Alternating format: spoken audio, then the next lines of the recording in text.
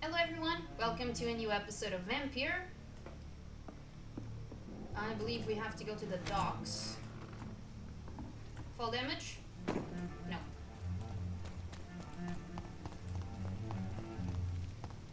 I will get to the bottom of this intrigue. What's been done to me, to this city.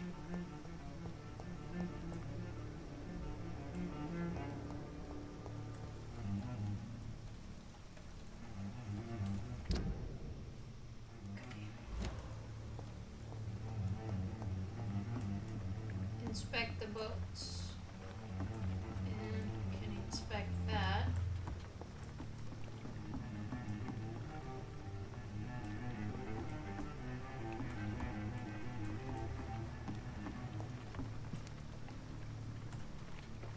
The body is still warm.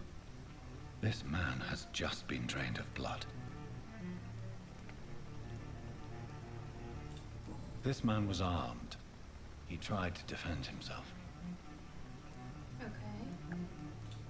This corpse has been dried of its blood, just like the previous victim. Well, you already said that. What's this? Some sort of note. Pruin orders, 13th October from G. McCullum to Docks Patrols. Object, multiple deaths in the Docks region. We believe a nasty leech is involved. Locate the beast, purge it and quickly. Warning, according to recent reports, this vampire is very violent. Approach with extreme caution. I know we like men in this part of town, but don't send rookies to investigate the case. If I'm correct, we've got a frenzied one killing each night. As always, search abandoned places first, like old houses, basements, sewers, or warehouses. Destroy the leech, brothers. These men, they're a company of professional vampire hunters. Okay. This is not well designed. Like, for the subtitles to be hidden by these options. Blood and empty gin bottles. This Bishop fellow is something of a heavy drinker. So this is Bishop? There are blood was? splats on the other side of the canal. I must reach that barge. You mean that thing? Yeah. Alright. Reminds me, excuse me, a little bit of the Sonnet, like the ability.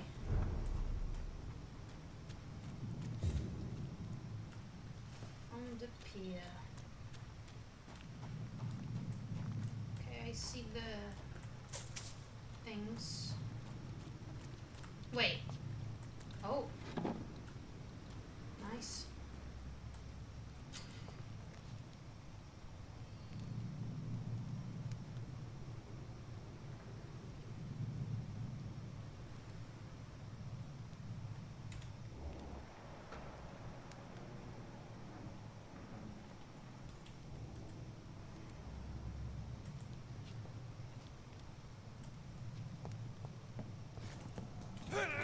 You didn't teach me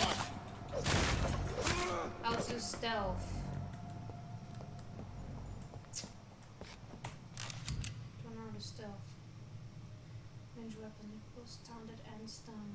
Ammunition crate. Good. I may need a lot of bullets. I feel like I'm back on the front line again.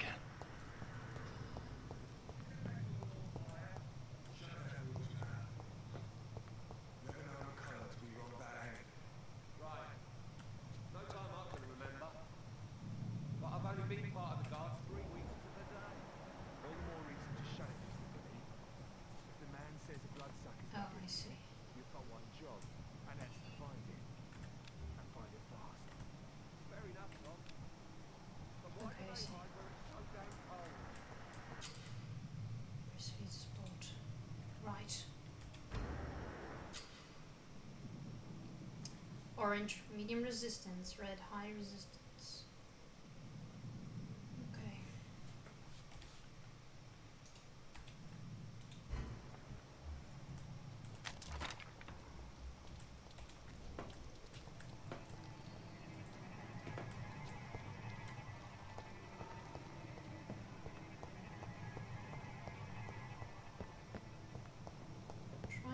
see if there's stuff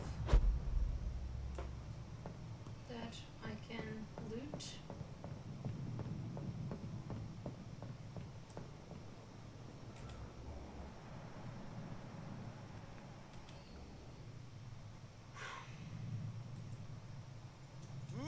Over there! There's one of them vermin! How do I shoot?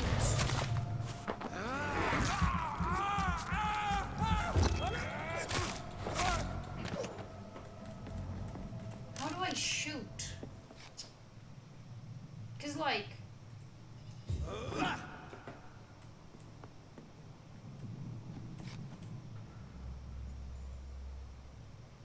I don't know how to shoot.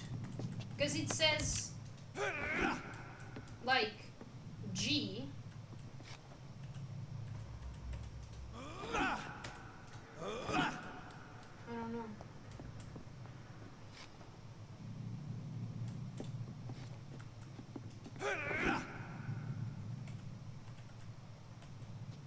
I don't understand. I really don't understand. Where's the... Are you controls?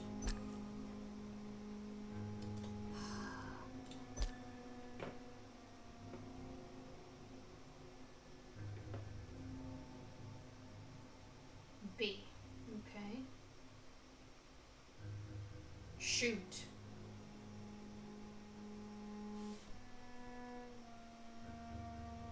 C.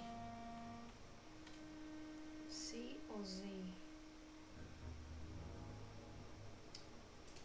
Okay.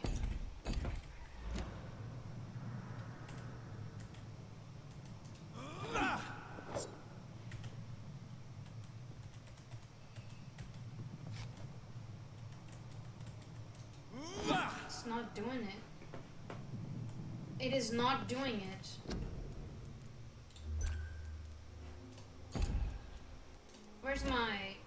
Where's the... Sorry.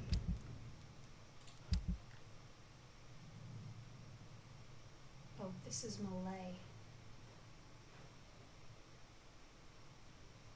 I thought...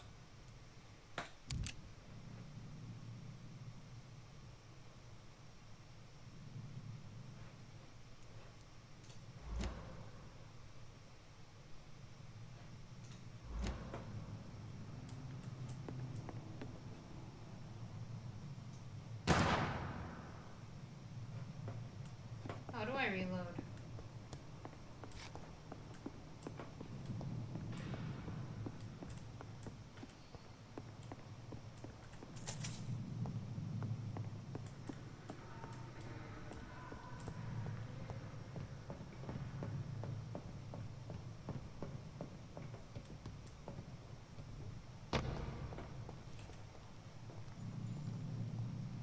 Is this supposed to be stealth?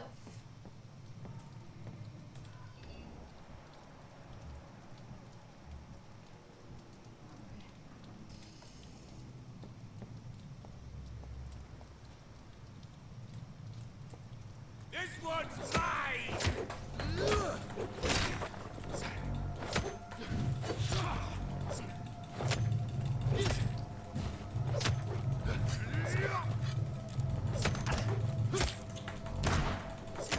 Bloody leech! Oh, can you do it?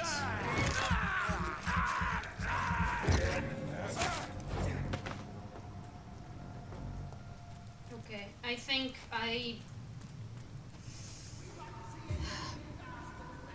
I'm gonna need a controller if I am to play this like fluidly, but I'm just gonna push through with keyboard and mouse.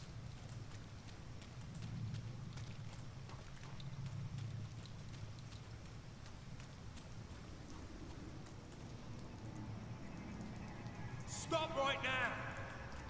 It ain't human! Kill it! Ready, boys! We've got one over here!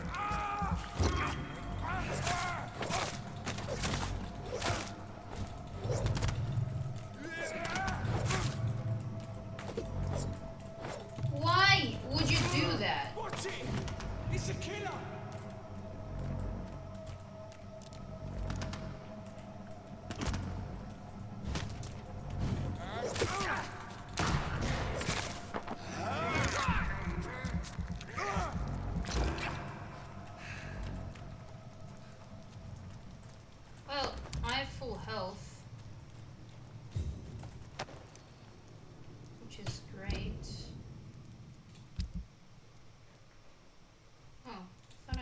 or something.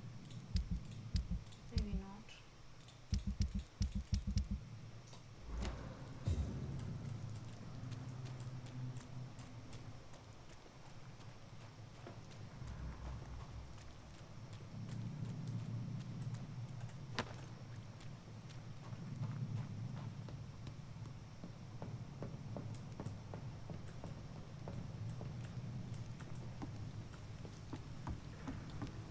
Oh, come on, game. Reward me.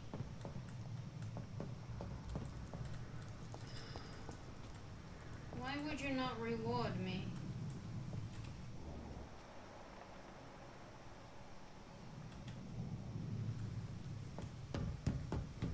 Stay away.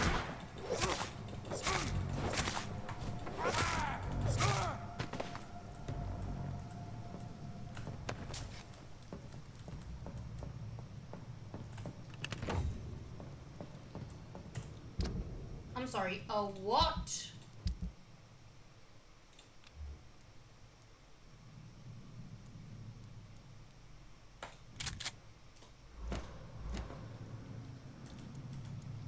Yeah. That was awesome.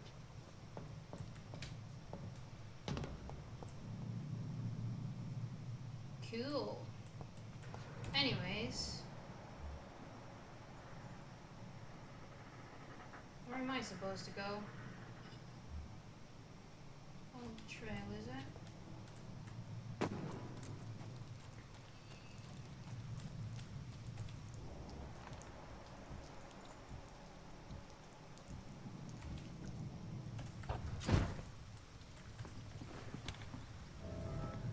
Oh, this is what?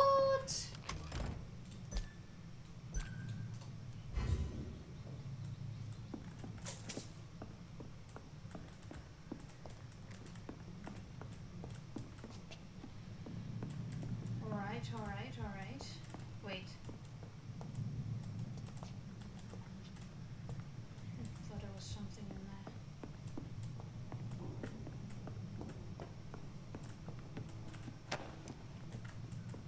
Cool. Where's the... Here it is.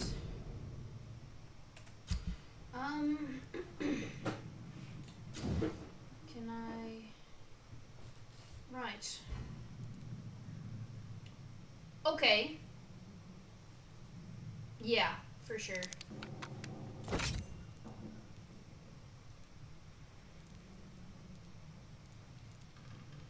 Damage dealt or similar conception?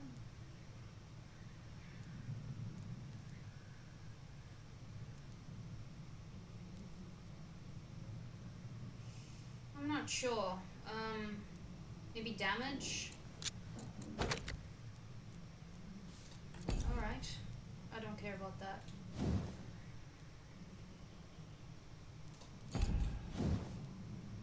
Okay. Yo, we increased the thing.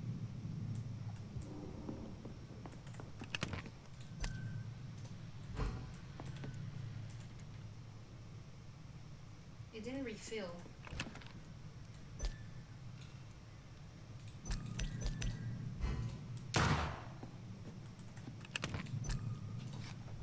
It didn't refill, that's bullshit.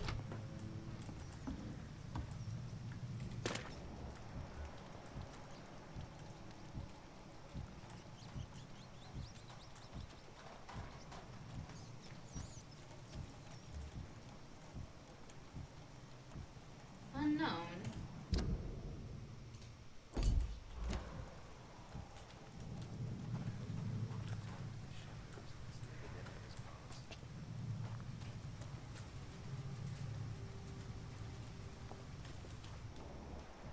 Where's the other idiot? In there. Over there! It's one of them vermin!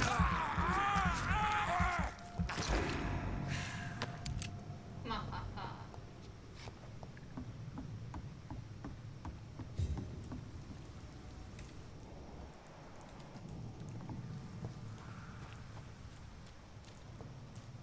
Well,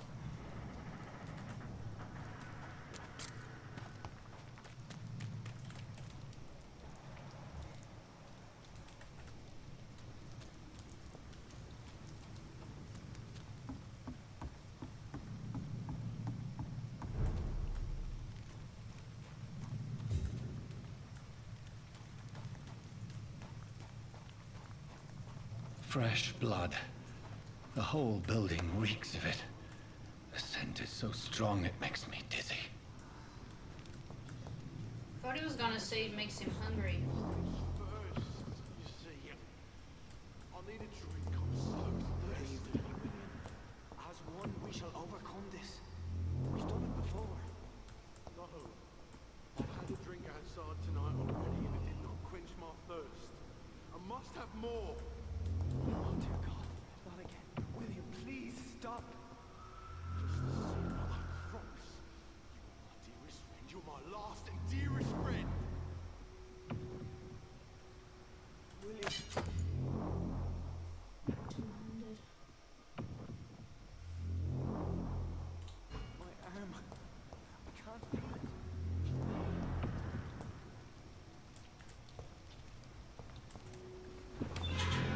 This place reeks of bloodshed. Oh my God, William.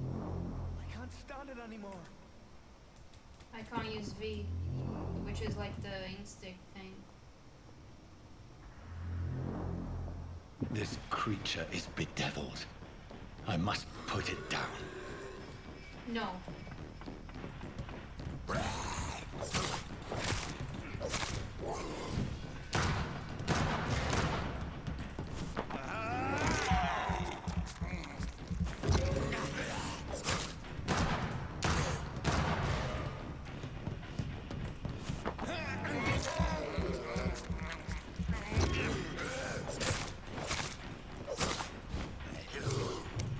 Oh shoot.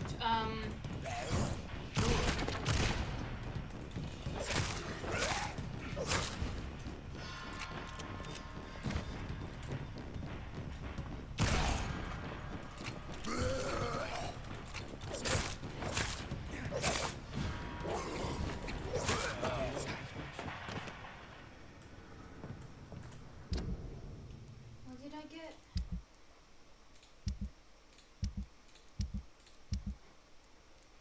Don't know. Confront. What do you mean confront? I killed him. William, please. Stop. Oh, there's a person in here. I'm sorry. Bear with me. Christ. Let me go.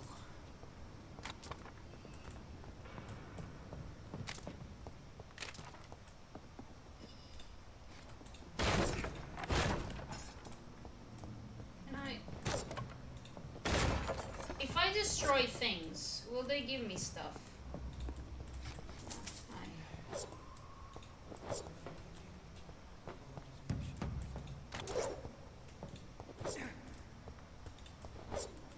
Oh goodness.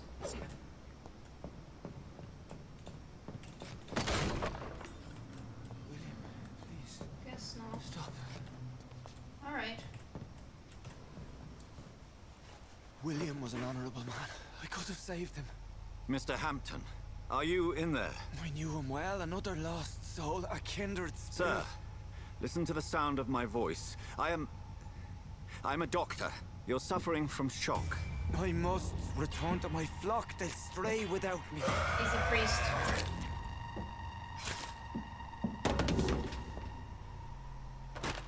Remember, certain skulls are every bit as resistant as we are. Who are you?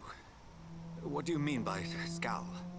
You truly are a newborn. I should have realized. Wait.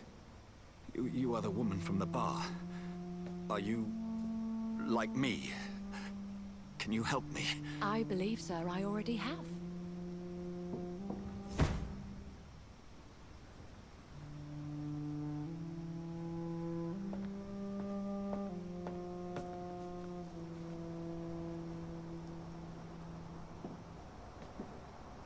By George and the Saints, you've solved the mystery of these terrible murders. Patience, good fellows, I've come to offer help. Just give me a moment to secure my boat. We can leave this awful place. William was not the evil man they claimed. He was just taken by the thirst. He needed this drink. This man requires medical attention. We'll see he gets to the nearest hospital. No, please, I must tend to my fold. My flock needs me. Yes, go with the good Dr. Swansea. He's resourceful, and I'm sure he'll take good care of you. You'd best come as well. The sun is soon to rise, and you'll need a place to rest. I just need a moment. If I can learn something about what has happened to William, I'll be a step closer to understanding what happened to me.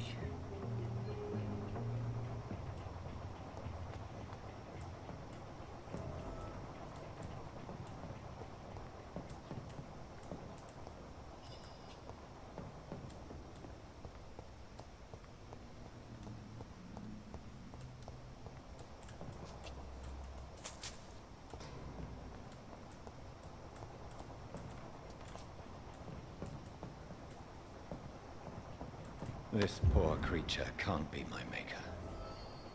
Could it be some subspecies of vampire? I must find a place to analyze the blood. What did I get? Huh?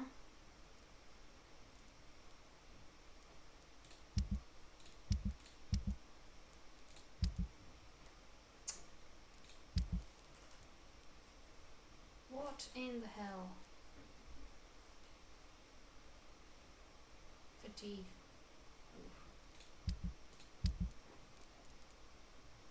Healthy. Oh. Don't know. Is there any way I can... Maybe not.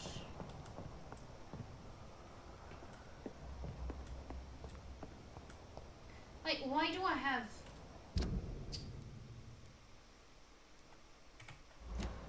Oh, it can't be.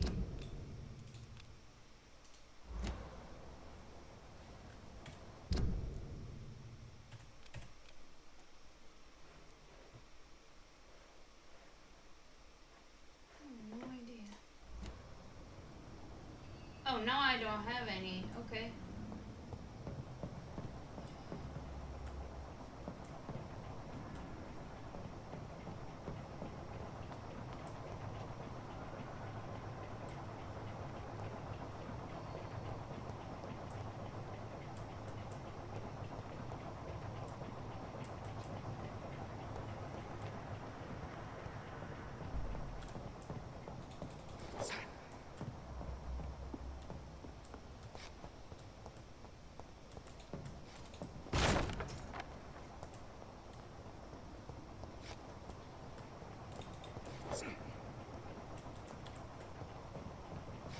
I really don't know. I'm just going.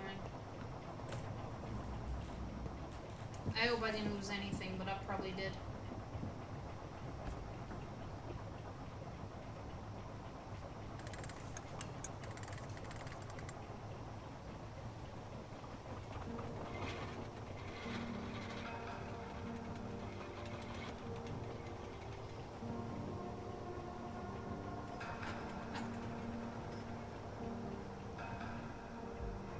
Where are we headed? We're on our way to the Pembroke Hospital. It's just across the canal. They'll have a bed for poor Mr. Hampton. William was...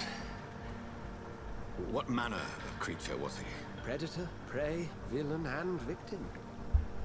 Who can say? The important thing is that he's been stopped. Duly noted. And the woman? What... Who is she? What woman? Oh, don't play me for a fool. You used me to locate that skull. You must know who she is. And I thought you a gentleman. You shouldn't talk about a lady behind her back, but I will tell you she values her privacy. Were London as peaceful as she appears from the middle of the canal? If only that were the reality of the situation. To be honest, I've always tried to avoid this part of town. Pembroke Hospital is the last bastion between the rest of London and the epidemic. The flu has decimated the East End and the war still rages. Welcome to the front lines of a plague. This is where you work, Dr. Swansea? I am the administrator of Pembroke Hospital. I thought you were here in service of your mysterious order, the Brotherhood of... Of St. Paul's Stole, yes. But first and foremost, I'm a man of science. A physician, like yourself, Dr. Reid. How do you know who I am? No need for modesty. You are Dr. Jonathan Reid, a surgeon of some caliber and renown, if I'm not mistaken. You are correct, sir. I knew it! I had my suspicions. But when you took the blood sample from the corpse of poor William, I was certain. Dr. Reid. Marvelous. Have we met? I attended 3 of your seminars before the war. I have the utmost admiration for your research. And what a turn of fate. England's most esteemed blood specialist returns to London a vampire. That word, again. From a so-called man of science. I understand. Traditionally, the role of science is to refute myth, but when myth walks among us, the Brotherhood of St. Paul has dedicated its purpose to their study. There's so much for you to learn. Of that, you are right. Well, then let me be blunt. Join my staff at Pembroke Hospital. As a physician. I suspect you'll not find a better post of employment to contemplate your predicament. This is sudden. I was returning home to see my sickly mother. But alas, that was before contracting this affliction. Dr. Reid, take a moment to consider. The post would be for the night shift, providing a good explanation for your absence during daylight hours. You'll be adequately reimbursed, and have a place to hide. I even had the forethought to bring some clean clothes. So, what do you say? It seems I have little choice, but yours is a generous offer, so I thank you. Brilliant! Oh, Jonathan, this is one for the book, and the beginning of a beautiful friendship.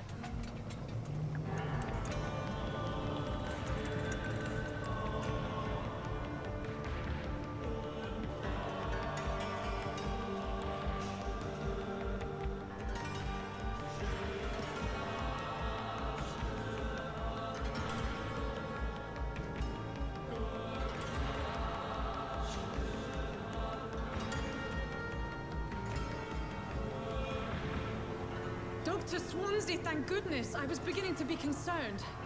Worry no more, Nurse Crane, for I bring good news. Oh, Doctor, what a night. We lost 2 more patients. Nurse Scow said she couldn't take it anymore and resigned. Yes, well, I'll make a new rota in the morning. In the meantime, find a good bed for Mr. Hampton. Be sure to pay attention to his needs. Of course, Doctor. Oh, and Dorothy, Yes, Doctor? Dr. Reid here has just returned from the front.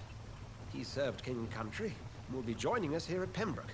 We're very lucky to have gained a surgeon of his talent, and one so experienced in blood transfusions. That is good news indeed, Doctor. Oh, yes.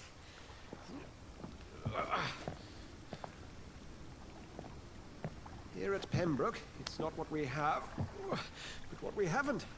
It's only thanks to Nurse Crane and the staff that our ship doesn't sink. If you have any questions, just ask her. Duly noted. Thank you. Your assistance is required, Dr. Swansea, immediately. Welcome aboard, Jonathan. We'll catch up after my rounds. Coming, Nurse Crane. I'm coming.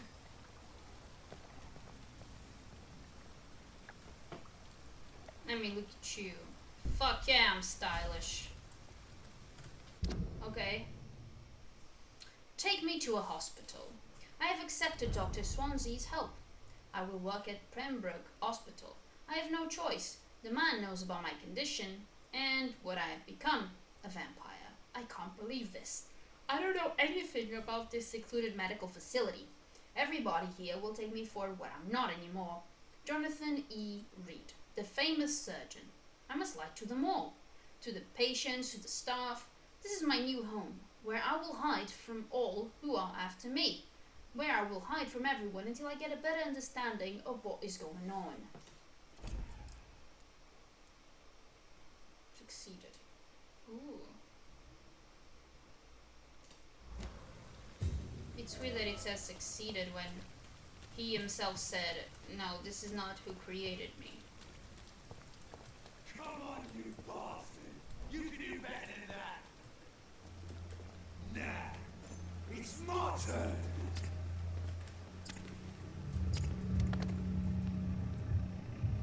Rotten or pristine, each heart contains the seed of life. Drink at this river, try it all.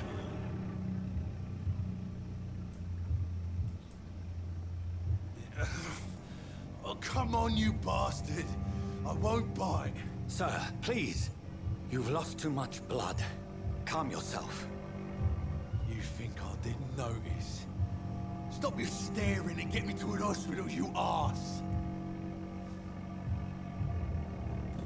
Insulting a good Samaritan. Not exactly the way to get rescued. All right, sorry. I am in pain here. My guts are spilling out onto the street and you're yabbering on. Yes. That's a very nasty wound you've got there.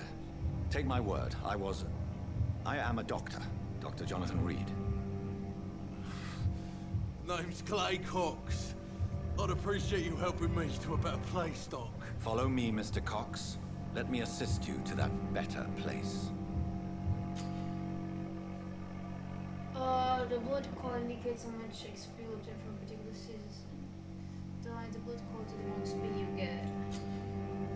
Drink the blood of your prey. You first need to mesmerize them to lead them out of sight from others. I do not want to do this.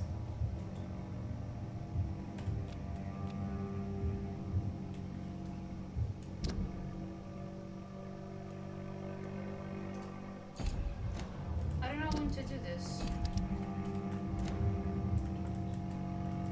I don't want to do this. What?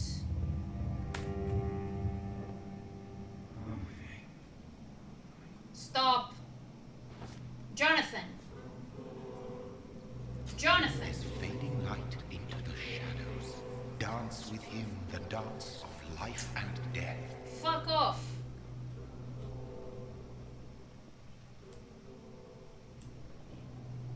I'm not doing, like, this is just dumb.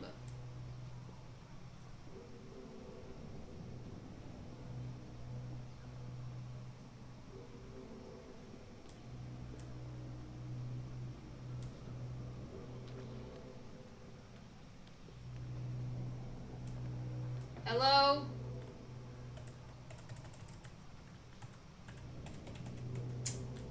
Fuck off, game.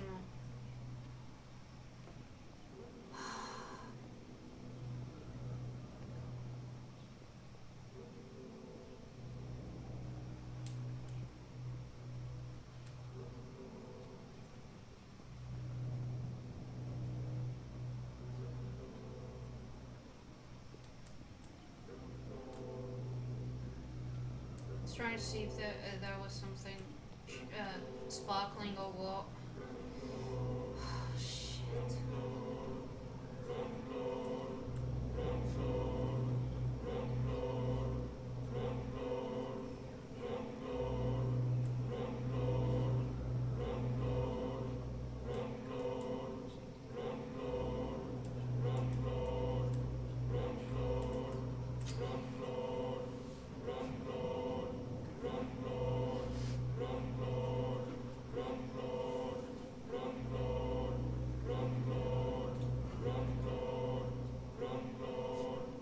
No more. Not Yes. tonight. Not like this. Come I on, will not take another life. guy.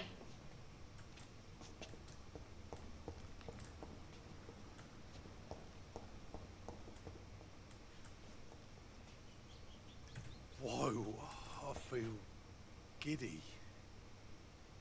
What? Did I black out? Yeah, follow me. What happened? Whoa, I feel... I don't Giddy. understand. I really don't. He wanted to go to a hospital. Thank you. It is wise for the huntsman to sometimes let his prey go. But no famished hunter can run for long. Fuck off, whoever you are. Jonathan doesn't want to be a vampire, so I'll respect that.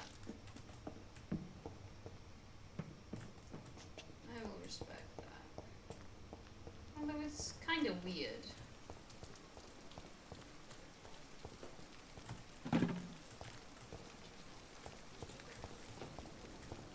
Like, I don't know. It's not morally ambiguous.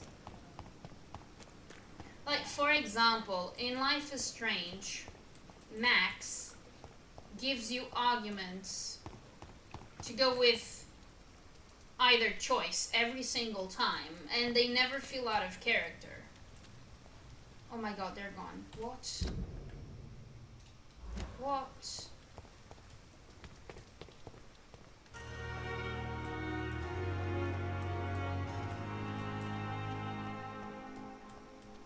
Who is Dorothy?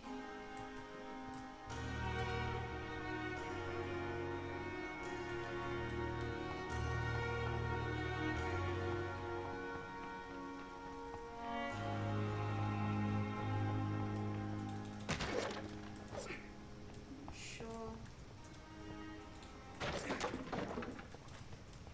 Things in here. Sorry. Alright.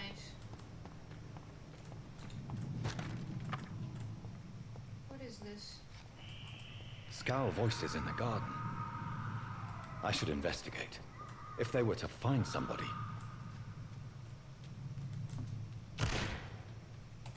Dumbass.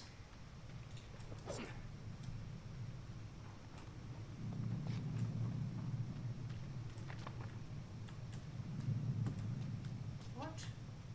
Huh?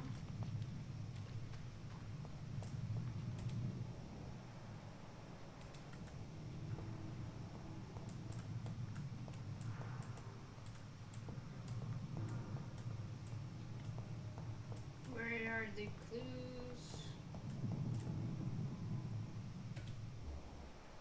Rogue.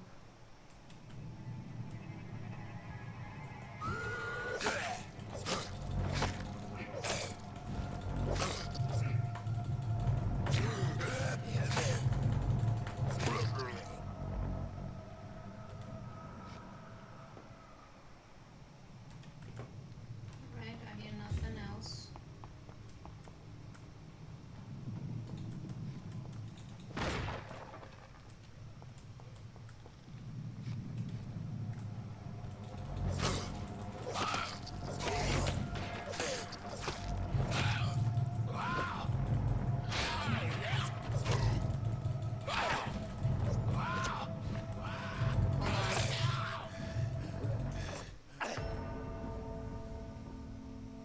Christ.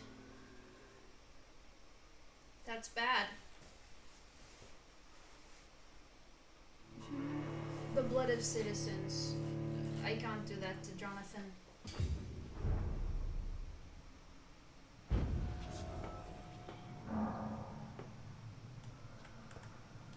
This door. I can't. Alright.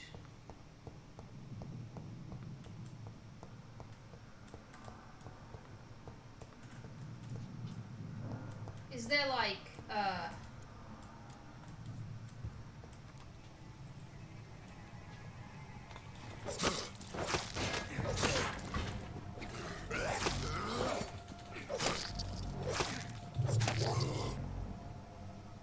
alright.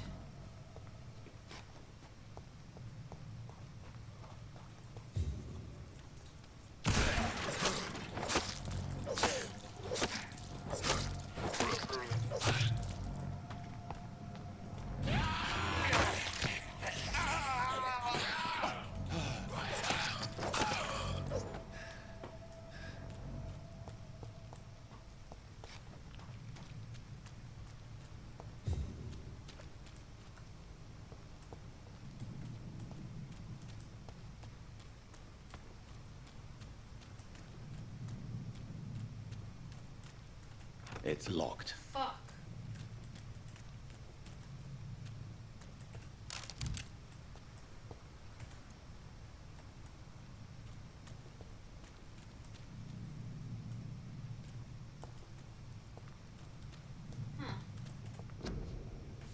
Quarantine. Contagious disease.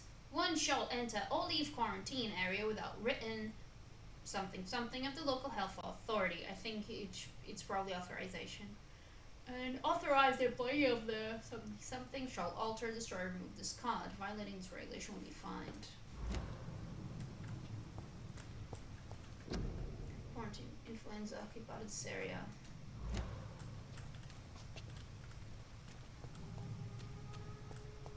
So skip out. Oh, okay. It's the end of the map. It's the end of the map.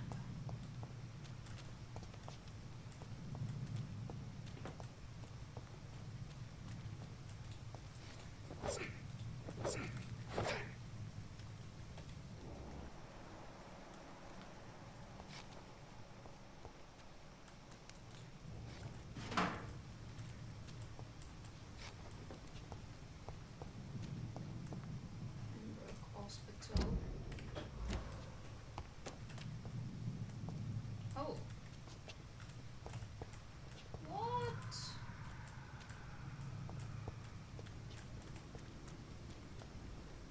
That's weird.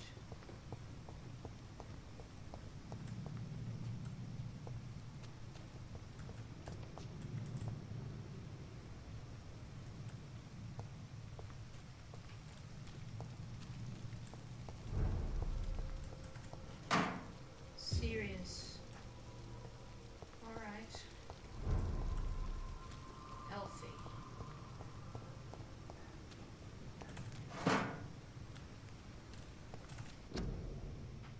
What's looking longer to take any patients?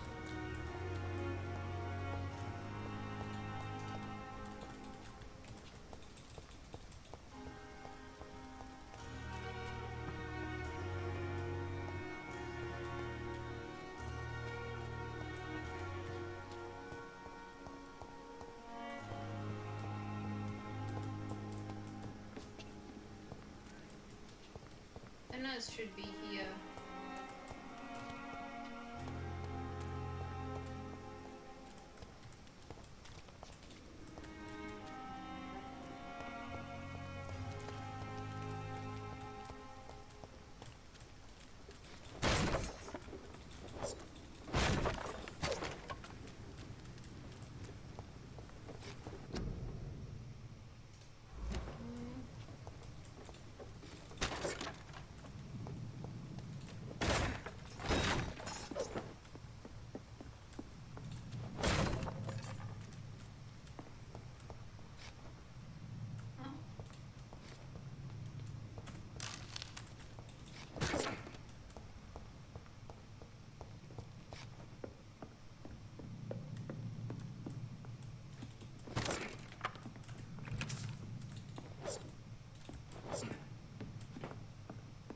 Alright. Let's enter the hospital. If I can find a way in. I thought I was gonna have a lady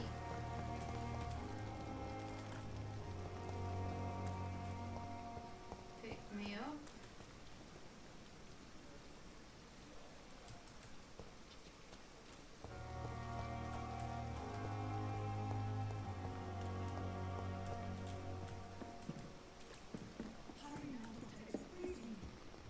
Why do you have people outside?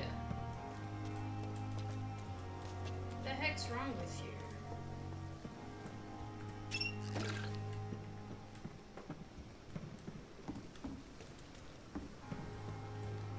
Come on, I don't have time. Yeah, you do. On your horses.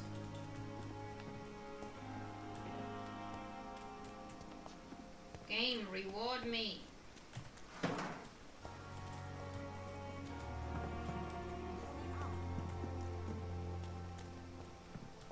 Woman.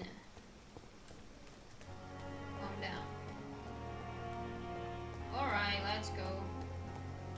I not want to make wait, Doctor. I've patience to... Doctor, where have you been? I've little time to play hide and seek with new staff members, no matter how illustrious they may be.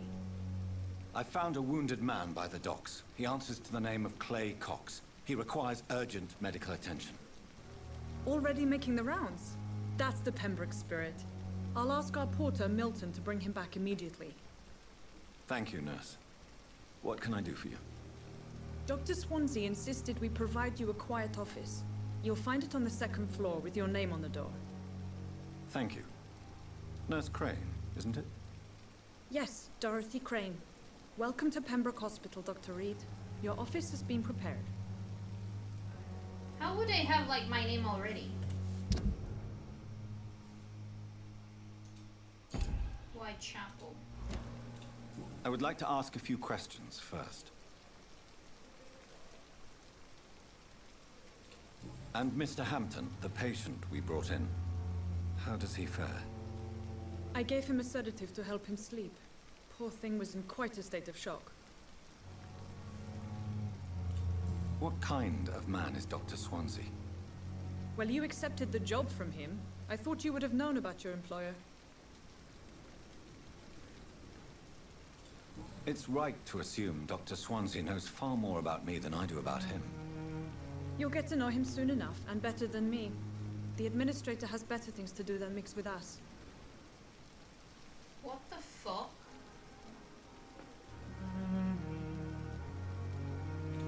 Apologies, I've only just met him the once. This is sudden. I've only just returned to England. Dr. Swansea is a brilliant surgeon and the most compassionate physician.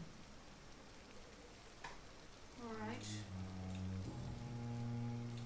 If you could point me in the direction of my room again, nurse. Second floor of the hospital, left after the stairs. It's the last vacant office at the end of the corridor. Thank you. Thank you, Nurse Crane.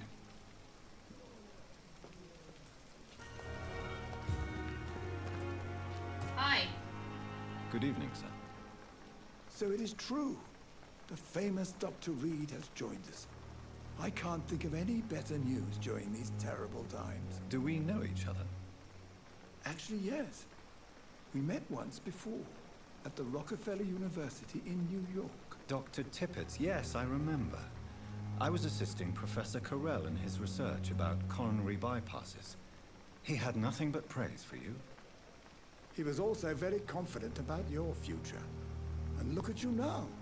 Eminent surgeon and blood transfusion specialist. Ooh. What is the Pembroke Hospital situation? And please, speak freely. This hospital is not exactly the best of London. I'm sure you are used to working in a better environment. It's more than enough. In any case, the personnel of a hospital are much more important to me than the building. Don't be misled by appearances, Dr. Reid. This hospital does not lack talented people. It just lacks hope. What can you tell me about the staff in the hospital? Some are really good, and others are not so good. But during this troubled period, there is no time for slander. I prefer to focus on the positive character traits. Tell me more about cherished people, then. Nurse Brannigan is a pearl. She is the most helpful and dedicated nurse I've ever worked with. A clever and cheerful woman. You really seem to admire her skills. I'll go even further. If she was a man, she would be a damn fine practitioner. Hooray for sexism! Woo-hoo! Hell yeah! Any opinion about the management? I don't always agree with Dr. Swansea's reserve, but I must admit he does all he can to keep this facility running during this crisis. Ah yes, the burden of command. I was fed up with this concept while serving as a medical officer. Don't get me wrong. Swansea's a good administrator. I just wish he would get out of his office now and again. He does, don't he?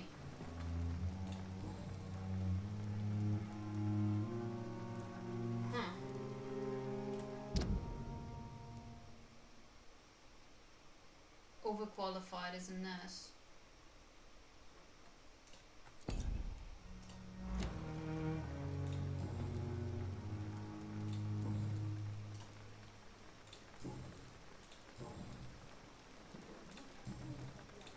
Goodbye, Dr. Tippett.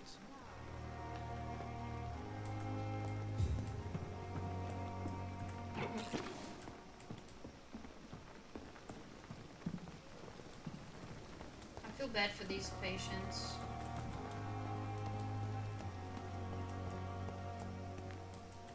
Like outside in the rain and the cold.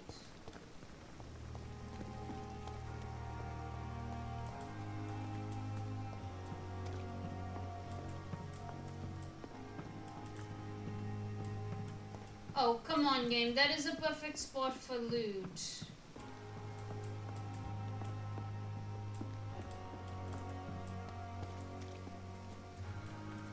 Mortimer.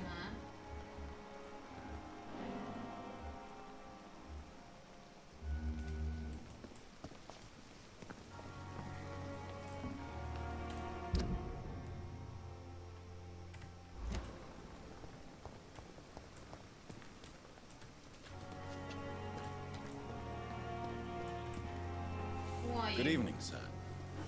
I'm Dr. Jonathan Reid. I'm new here. I've already heard about you, Dr. Reid. I'm Milton Hooks, the ambulance driver for this shithole of a hospital. That's quite a blunt introduction, Mr. Hooks. You can call me Milton. I like to speak my mind, Dr. Reid. Perk of the job. Don't judge me, and I won't judge you. I'm not sure I understand what you're talking about. Well, I'm no doctor, but I'm pretty sure a gun can't be used as a surgical instrument. You have a keen eye. I learned to shoot during the war, and have carried one ever since. Old habits die hard. No need to explain, Dr. Reid. And if you ever need a better gun, remember, I may have something for you. Really?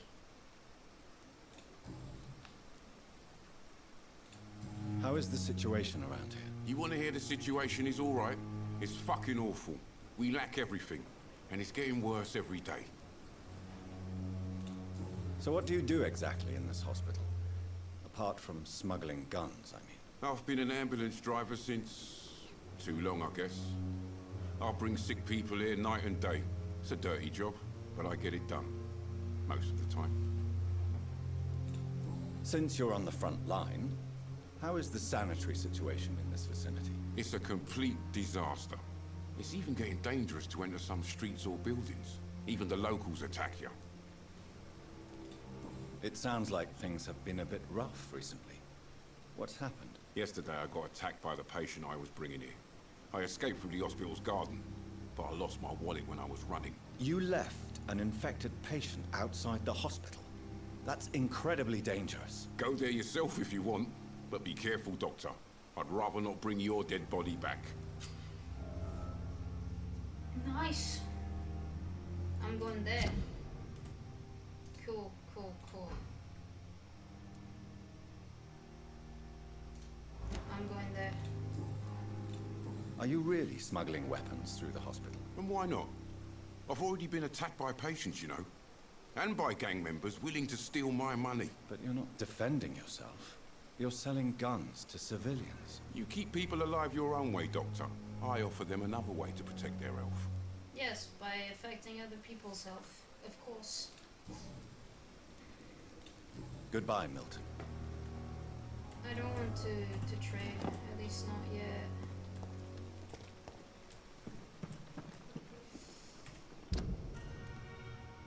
This is a merchant.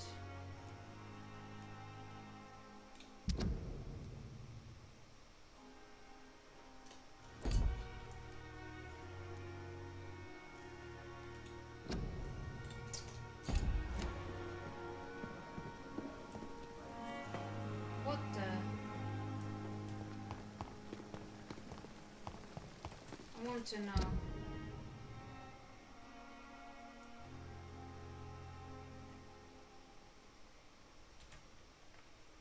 Well, that is inside the hospital now. I should consider the offer from that Cadigan fellow.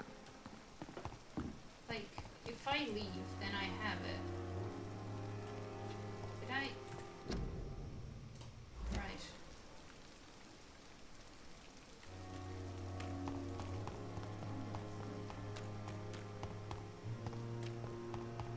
I want to see if I can reach it from here.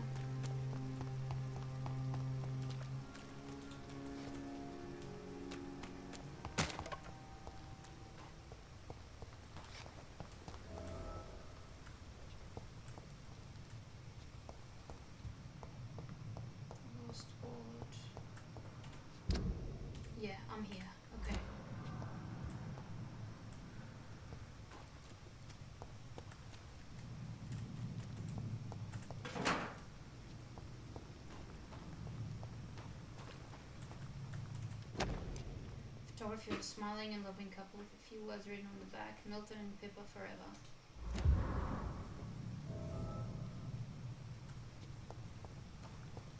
Alright. Goodness. GG's myself. So I explored this area previously.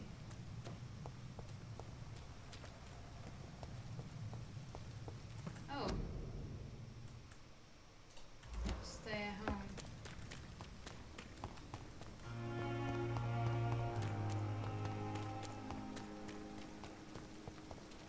Why are you leaving? Oh, right, because there are patients outside. Never mind.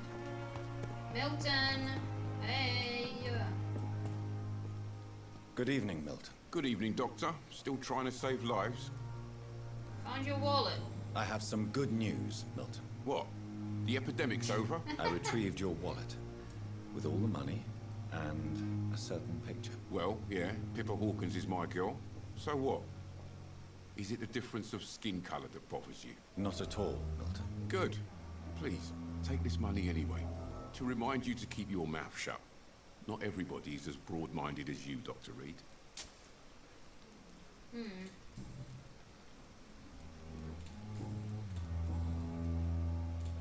What's going on between you and Nurse Hawkins? Pippa's tired. Tired of all this shit. Tired of all those corpses piling up. She's as depressed as I am. During the war, I witnessed a few couples just like you come together in difficult circumstances. It can be very damaging. Maybe you're right. But we support each other. And that's all that matters.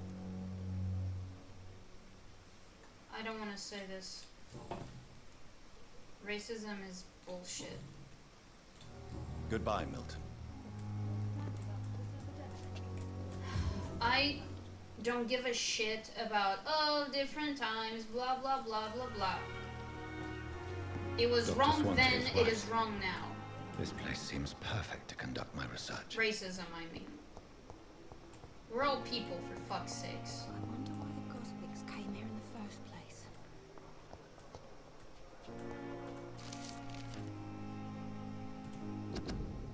Oh my goodness. About the use of garlic and wooden stakes. Dear brothers, I must now draw your attention to a very important point, the use of garlic as a protection against vampires. Let's be crystal clear on the subject. Garlic will never protect you against those creatures, no matter how fresh, how strong, and how smelly. Garlic is totally useless as a defense. I could never say enough how damaging that novel of Bram Stoker has been. Yes, of course, population of Slavic countries place garlic cloves in coffins. Yes, of course, inhabitants of Santorini Island hang garlic on their windows. There would be so much to write about this place. And someday soon, I hope to go back to this island to further exploit its occult tradition. But that is not to protect the living from the devil. It is to tell the dead that they are aware of their malevolence. It is a symbol, nothing more and nothing less. So please, by all means, yes, wear garlic, show garlic, hang garlic, and tell the shadows that you're not afraid. But if you are looking for supernatural protection, you will have to search much deeper into the forgotten secrets of the occult tradition. For here is the truth. My fellow brothers, garlic does not repel vampire. But all the fresh plants will hurt them. It is as if their body could not stand the presence of botanical elements. I have seen an enraged Vulp flee when whacked with a rose. Yes, a simple rose. I have witnessed a violent equine fall down and beg for mercy when struck by a wooden stake. I don't know why it is so effective, and I would give my left arm to find the answer to that mystery. But the truth remains, nevertheless. Vampires are very sensitive to fresh herbs, plants, and woods. From Facing the Shadows, How and Why by Usher Talltree, Primate of St. Paul. You are going to reveal all your secrets to me, even the darkest thoughts in your heart. My blood and soul. They belong to you now. The life running in your veins. This dead flesh needs it. Oh, please spare me, Dark Queen. Spare your obedient slave. Good evening, sir. Can I help you? Unless you're here to fix my face. No. I don't think you can help me. I'm Dr. Reid. I've recently taken the position of head surgeon here. War injuries, am I right? right? You guessed right, Doctor. German shell took my pretty little mug right off. But they still call me Thomas Elwood. Hello. How is your stay with us, Mr. Elwood? Oh, it's bliss. I just escaped death in the trenches to be surrounded again by the moans of the dying. Can I ask you precisely why you're a patient here? It's the pain, sir. The drugs don't work. It just hurts under the scars, if you get my drift. PTSD? Can I do anything for your pain? Nurses gave me a bunch of pills. No effect. Told you. It's like the flames are under my skin, burning away. Who is treating you? Is someone in particular looking after your case? Nobody since the old and tired doctor spoke to me. Started to think I was forgotten about. Wouldn't blame you. You don't seem worried by that. My face hurts so much more when I smile or cry. I've learned it's easier not to speak. But be assured I'm smiling inside.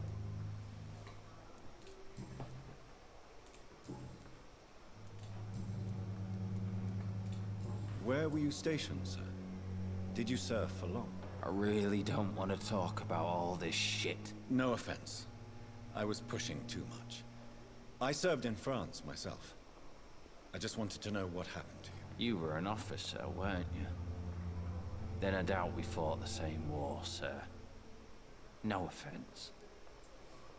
That's alright, Thomas. Goodbye for now, Mr. Elwood. I will do my best to help you out. Where is your friend? Oh. Feel disgust on every street corner. The daily routine. Good evening, Mr. Hampton. How do you feel? Dr. Reid, is it? Oh, sir, I must apologize for my behavior. What do you mean? I was not myself in the factory. Fear and exhaustion made me say awful things to you, I'm afraid. You remained perfectly nice and polite. A little delirious, perhaps. But who wouldn't be after enduring an abduction? Thank you, Doctor. That's a relief. Now all I need to do is rest and return to my flock. How did you end up in William Bishop's den? I had received alarming news about his recent behavior. I went to his place and he refused to let me go. Why did he abduct you? William was an alcoholic. His addiction suddenly changed to blood. I don't know why. Just like a patient I met here. This Miss Hawcroft. Ooh. You dared to enter this awful place alone. You're a hero, Mr. Hampton. Or a fool. I'm just a man trying to help his friends, Dr. Reid. William Bishop was a conflicted soul, searching for light. What is the general situation in the East End docks? The situation has always been tough, with a lot of tensions between the gangs and the dockers' trade union. The Wet Boot Boys are very nervous since they lost their leader. Who leads the gang now? Since Clay Cox went missing, it's his wife Edwina who runs the show, with the assistance of her minion, Booth Digby. But the guy it didn't go missing, is being treated. Has the gang been threatening you? Ah, no. I've had this nickname for so long, you know, the sad saint of the East End. No one dares to bug a saint, not even criminals. Do you know Tom Watts, the bartender from the Turtle? I met him before I found you in the canning factory. Tom? Yes, of course. Always the helping hand, good old Tom. Without men like him, corruption and despair would have wiped out the East End long ago. Despair? People are still in despair. How could it be otherwise? The authorities have left us all to rot in this contagious nightmare. No drugs, no advice, nothing. It's a damn shame. Who should I avoid in this part of town, then? Any particularly evil figures? Not really. Most men and women are just doing their best. And it's not my habit to speak ill of people I know, Doctor. That's fine. Thank you. What do you do for a living, Mr. Hampton? I can't help but notice the cross around your neck. I manage a night asylum for the poor and homeless of the docks. And I try to guide the lost and hesitant on the right path to our Lord. Are you a priest, Mr. Hampton? A deacon, maybe? Not at all, Doctor. I'm just a man of faith willing to preach the good word. You're a priest. Why didn't you use your cross against William Bishop? To repel him somehow? That's a very strange question, Doctor. A cross is no magical token, if that's what you were trying to say. Not mine, anyway. Have you made friends since you arrived? Not really, but I recognize Miss Harriet Jones. I knew her when she lived by the docks. That poor woman had such a miserable life. You never came to see her here at Pembroke? Receiving visits when sick can be an important part of the healing process, you know. We're not just bodies. You're preaching to the converted now, Doctor. To be truly honest, I thought she was dead. She left the docks many months ago. How do you feel, Mr. Hampton? Medically speaking, I mean. I feel exhausted.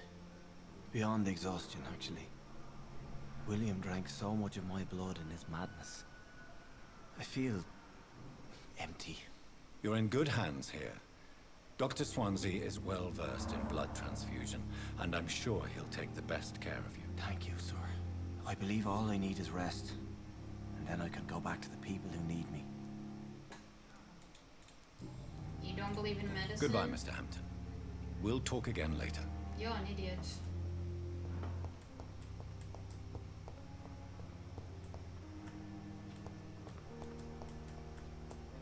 Fear and disgust on every street corner. The daily routine. In mercy, they depend on you. Nurses, I need it now.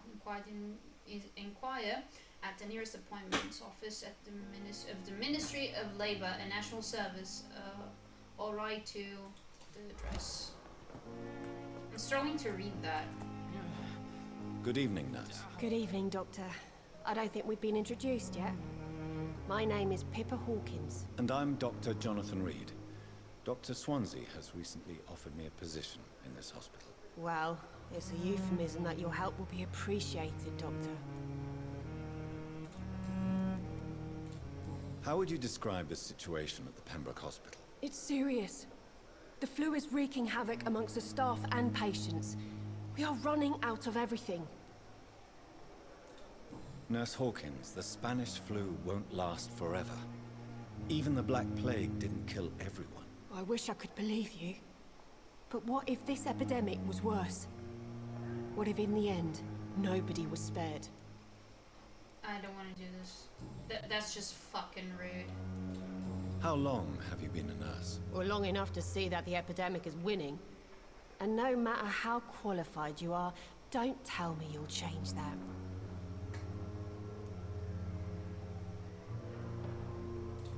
You'd be surprised what dedication can achieve, Nurse Hawkins. In medicine, sometimes we're just a test result away from a miracle. Sorry, Doctor. I don't want to sound bitter, but I'm just too tired to give a pep talk like Nurse Brannigan. Pepper, I know you're very close to Milton Hooks. Yes? Milton Hooks is my man. If you want to report me for that, just feel free, Doctor. I have no intention of reporting you, Nurse Hawkins. But are you aware of the risks? The rules say I won't be allowed to work as a nurse anymore. But here at the Pembroke, we break rules all the time. Is he worth the risk? Hey, I'm no perfect woman, and Milton is not the finest bloke. But we do our best to get by. That's all any of us can hope for nowadays. Good answer. How is the Pembroke staff coping with the epidemic? Well, not well. Milton, the ambulance driver, is even more grumpy than usual, especially concerning doctors. Why is Milton grumpy on a daily basis? Is it just an act? Milton's not the kind of man who's bothered about a bad reputation, whether he deserved it or not. Ooh. Why does Milton dislike doctors? I don't know. Just ask him. But be warned, Milton is not the chatty type. Alright. How would you describe the situation at the Pembroke Hospital? It's serious. The flu is wreaking havoc amongst the staff and patients. We are running out of everything. I do not want to do that. Okay. Goodbye, Nurse Hawkins. Thank you. Here again. Good evening, Nurse Hawkins. Good evening. Sorry. Goodbye. At least I can skip it. I appreciate that. Prevent disease. Careless spitting, sneezing, coughing, spread influenza spread by droplets, sprayed from nose and throat. Do not cough in public.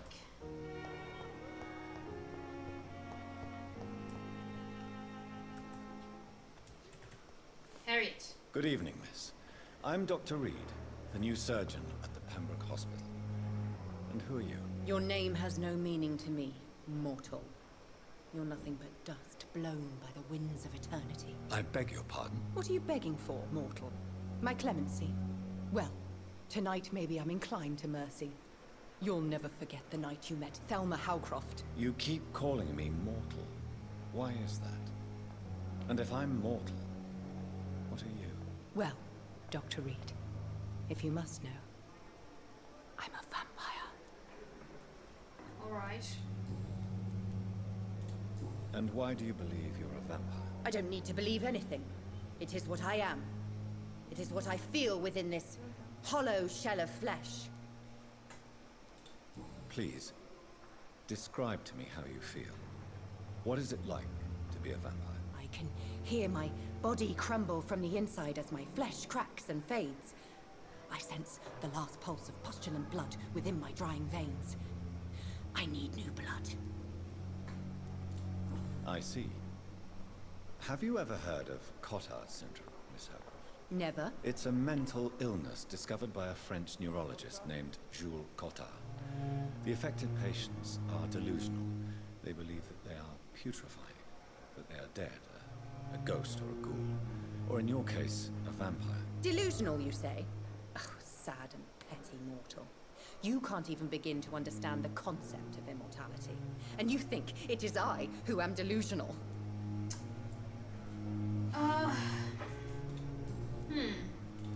I'm assuming you must be a patient here. Am I right, Miss Howcroft? It's only a cover. To hide from my enemies. I can leave whenever I want. As a woman, a spirit, fog, or bat. Who are these enemies you mentioned? Can you describe them? I cannot say for sure. But I sense their eyes on me from nearby. I feel them watching me every time I visit the garden near the morgue. The staff here are not your enemy. They're here to help you, to care for you. I'm not speaking of the doctors in white. I'm speaking of the men and women who hunt me. For I am a vampire. I see. Don't worry. These people will not find you here.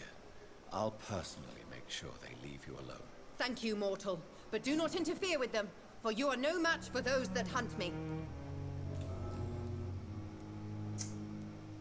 Ooh, I got investigation. Who are you really, Miss Howcroft? I mean, apart from being a vampire.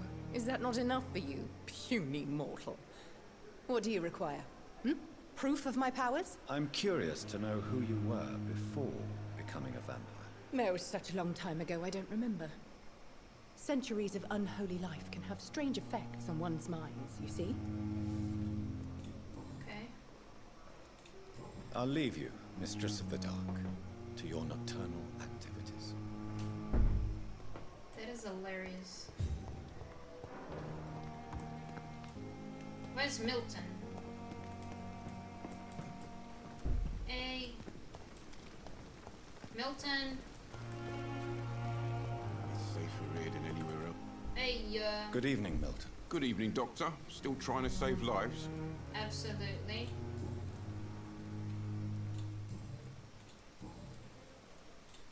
Why do you have such a mediocre reputation among your colleagues, Milton? Fuck them. Nobody knows the horrors I've seen since working here. This city was sick long before the epidemic, Dr. Reid. I know it's a difficult task, but correct me if I'm wrong. Is this not the job you are paid to do? I've seen babies left to die while their brothers were properly fed. Underage girls and boys sold to all manner of perverts. I'm sorry, I don't know what to say. Yeah, exactly. We lack words. So excuse me if I don't look on the bright side of life. Goodbye, Milton. I understand him. Now, where are the...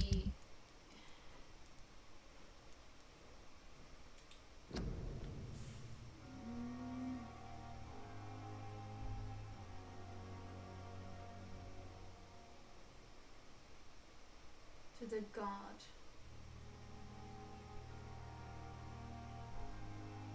To the god of Priwen.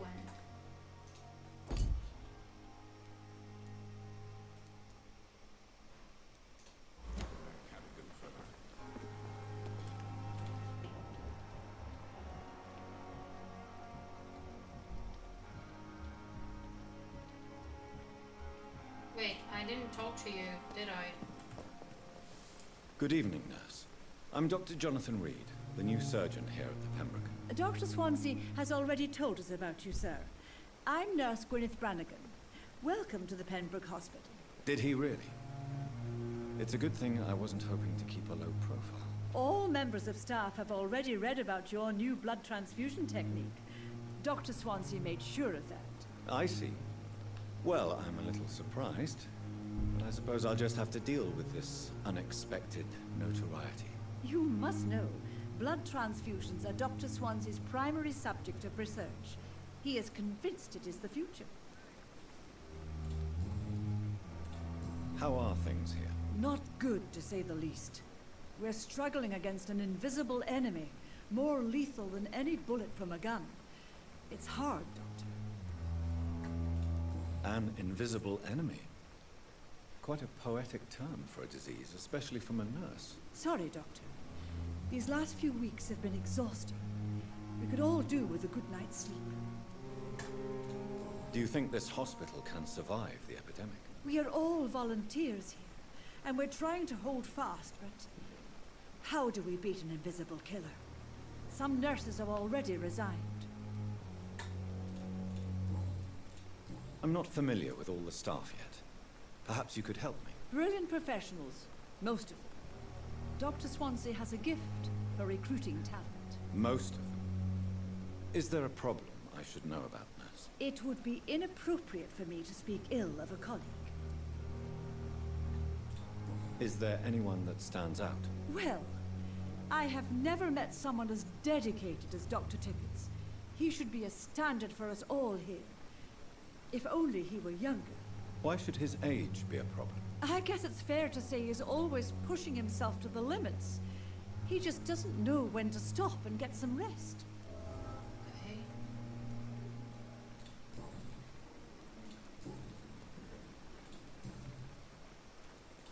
Why does Dr. Tippett claim you're the main reason he keeps working, despite his fatigue? If it wasn't for him, I probably would have left the Pembroke years ago. Dr. Tippett does not think of you as just a nurse anymore, does he? If you're suggesting he's not taking my gender into consideration when it comes to medical practice and knowledge, I really hope he doesn't. Thank you. Goodbye, nurse. Call me if you need assistance. Like, I don't want to rub anyone as a...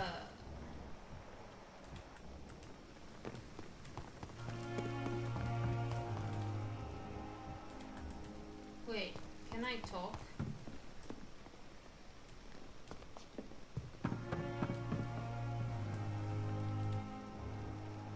Oh, they're inside. Tippett, are you outside?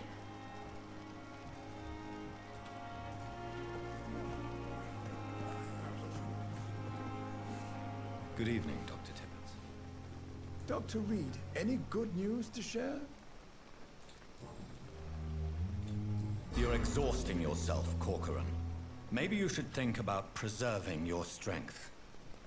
No. We must keep on healing all those poor souls.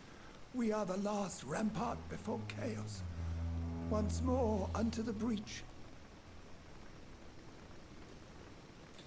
Nurse Brannigan is worried about you, Doctor.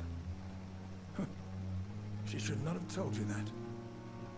I will have a word with her. You don't have to blame her for her honesty. I'm not that kind of man, my dear Jonathan. Actually, Nurse Brannigan's opinion is the only one I may listen to.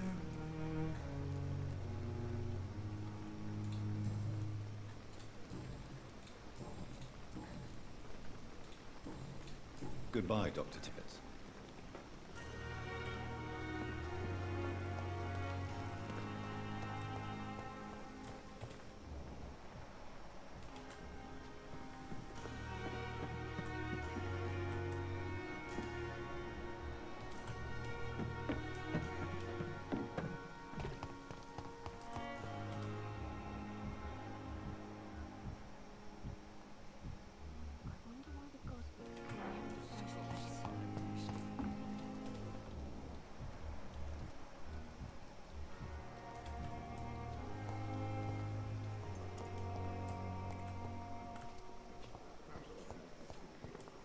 Giant morgue disguised as a hospital.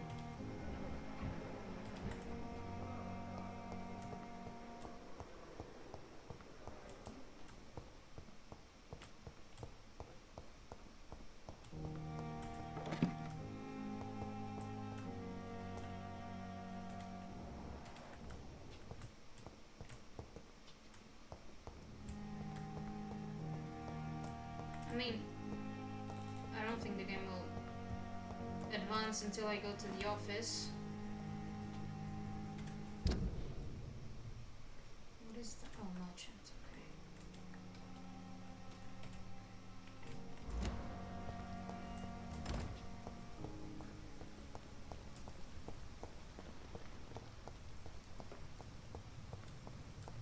I think I've been here, no?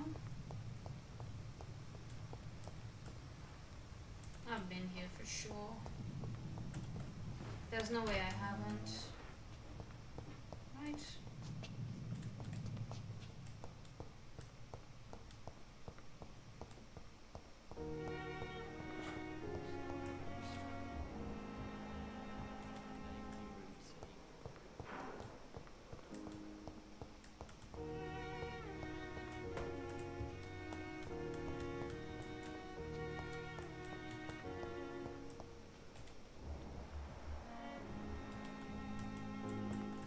It's locked, all right.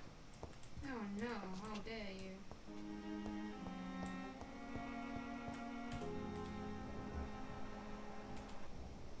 Like, how can I... Well, access those people.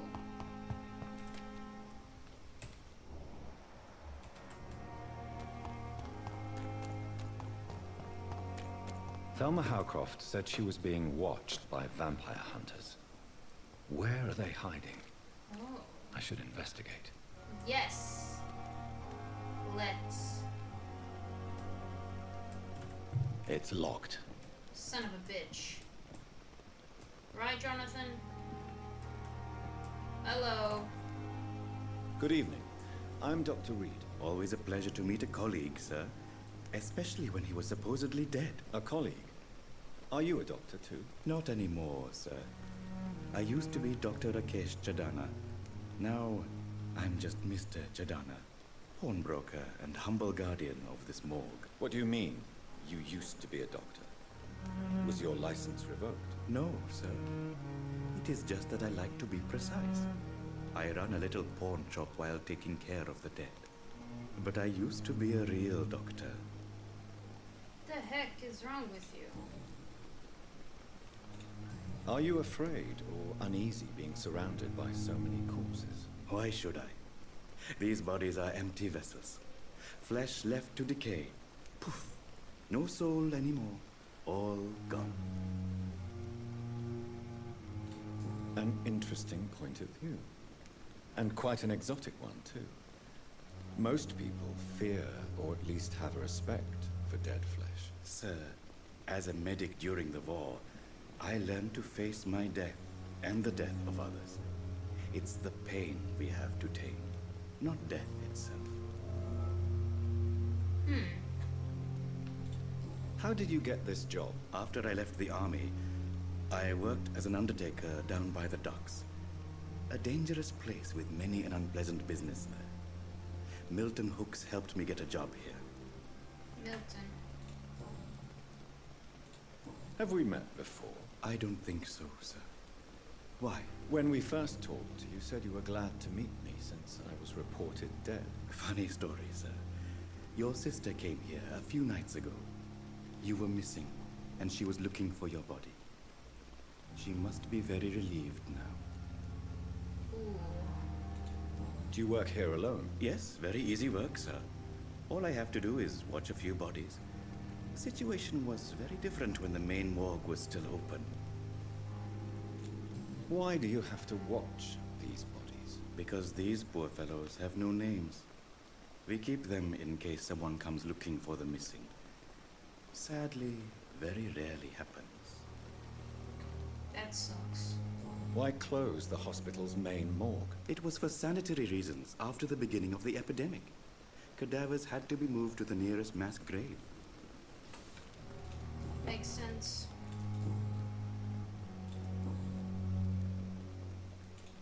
A pawnbroker? I expect you get all types of people here. Yes, sir. All kind of people. For I sell all kind of goods. Who comes here to trade with you? It's very unhygienic, even unsafe. Diseases can spread. For the customers, for the hospital. I'm very cautious, sir. I've been a doctor, remember? And all my clients are good people. In fact, I think I only know good people. Okay, that's such a ridiculous statement. What kind of goods? With the quarantine, it's not always easy to buy things. So I trade, I exchange. Some people sell, some others buy. I like to help. Since you're not afraid of dying, do you believe in life after death, Rakesh? No. I believe we must do all the good we can while alive. For our time is short, and the obstacles are endless. Do you think you would enjoy immortality as a concept? I don't think so. Don't mistake me. I love life, and I'd like to live a long life. But everything has to decay, sir. Even goodwill. Do you really believe goodwill cannot last? As I said, sir, everything decays. If I was to never die, goodness, I would be bored or worse. And I like to be helpful, sir. Quite depressing, wouldn't you say? Yes, but the good news is, we'll all die before losing our humanity, sir. Disagree.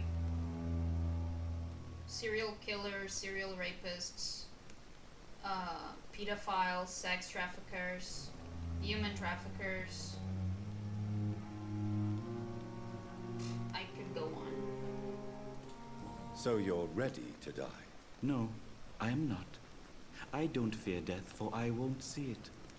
What troubles me is the pain my death will inflict to those I know. You're a wise man, Mr. Chidana. No, Dr. Reid. I am a foolish man. But I like to think otherwise.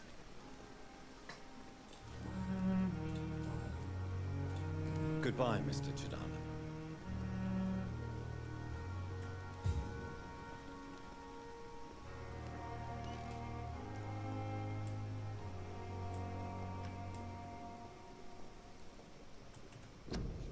I'm sorry you ended up like plain and cold and bench.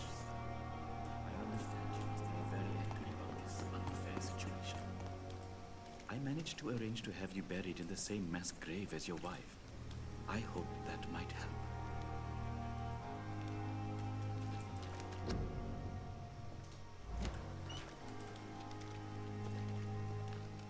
Ah, game! Ah! That makes no sense, though.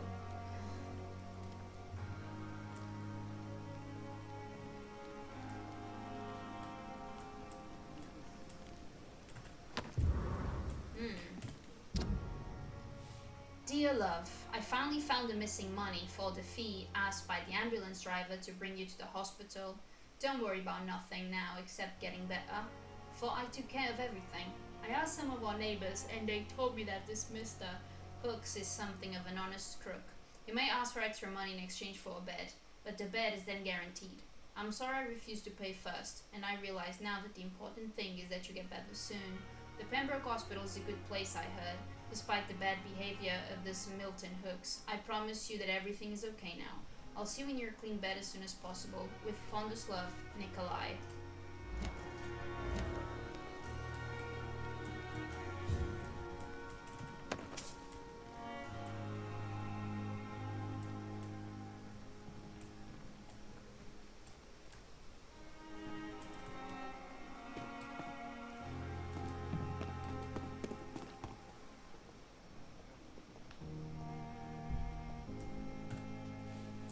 Good evening, Doctor.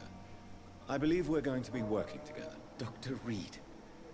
Dr. Swansea informed us of your arrival, but I could not dare to believe we'd have such good fortune. Such an honor, sir. Thank you.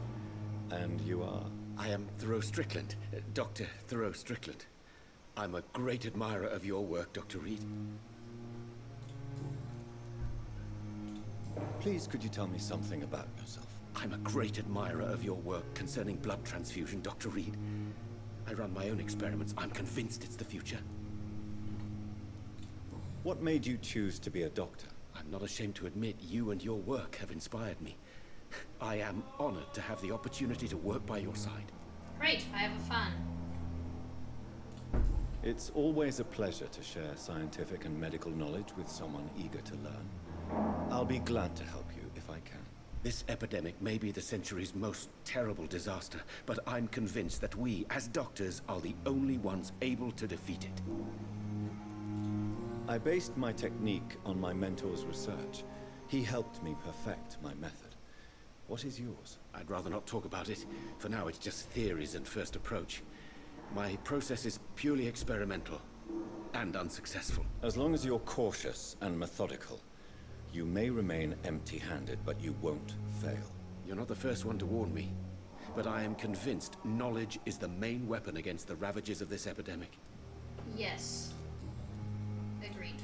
What can you tell me about the Pembroke? Well, it has always been an honor to work with Dr. Swansea. But with your arrival, I can't think of a better opportunity to learn about blood transfusion.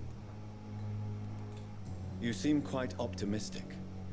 It's a rare and precious attitude in these difficult times. I'm convinced that this epidemic is a test of endurance and dedication for us men of science. Questions remain about our capacity to resolve the situation. True. Last summer, during the first wave of the epidemic, I used to joke with Milton about the extra work. We're not smiling now. Do you need help with anything in particular? Well, yes, maybe. I'm waiting for a batch of products I ordered for my personal research, yet my supplier seems to have vanished. Do you want me to play the errand boy for you? Oh no, Dr. Reid. But if you went personally to his shop, what with your reputation and all, he wouldn't dare to refuse the products I need. I see. Well, give me the address, for I may pass by if I have time. Nice. Tell me more about your willingness to experiment with new medical techniques. Harvey Fiddick is a patient suffering from a severe injury that could cripple him if not treated correctly. I'm convinced your blood transfusion technique could help him. What is it you really want? To save him? Or to prove your point? Fair question. I want nothing but to save my patient, Dr. Reid. Especially since I know Mr. Fiddick's story. Tell me Mr. Fiddick's story. Our first diagnosis was compromised because Mr. Fiddick lied to us about the real origin of his injury. He first claimed it was an accident. But why would he hide such crucial information from us? Because he is a proud father, ashamed of putting his children at risk because of his own negligence.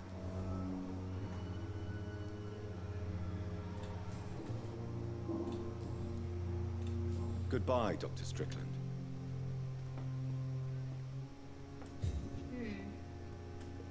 Did I talk?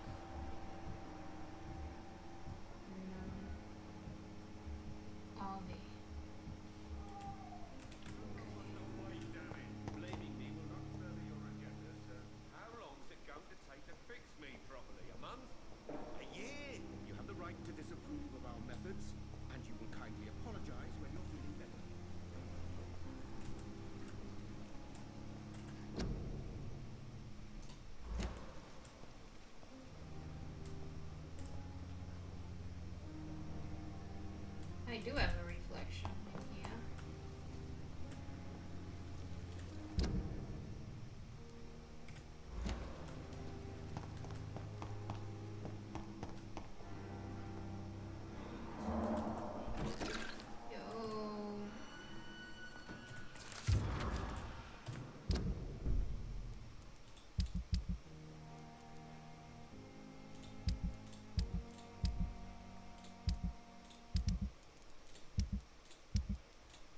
Wait. Oh, okay. These are like locations.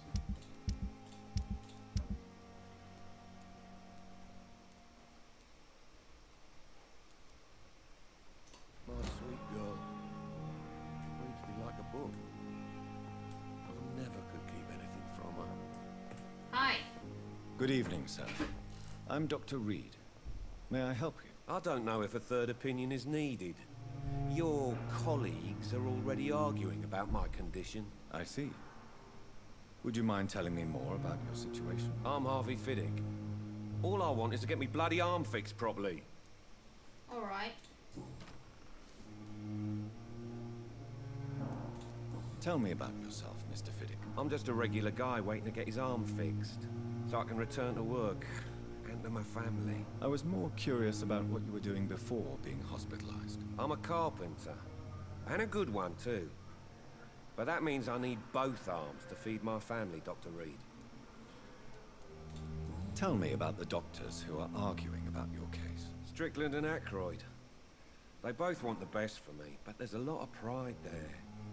Doctors are no different from carpenters, it seems. What do you mean? I often had professional arguments with rivals on a building site. Difference is, I disagreed about wooden nails, not flesh and bones. Are you satisfied with your treatment here? Well, it's clear that I've chosen a bad time to be injured. Forgive my bluntness, but you seem overwhelmed by cases of the flu.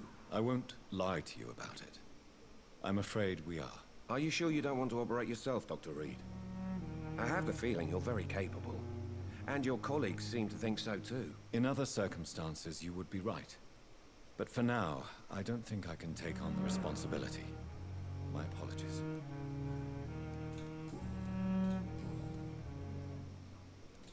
Tell me about your injury, Harvey.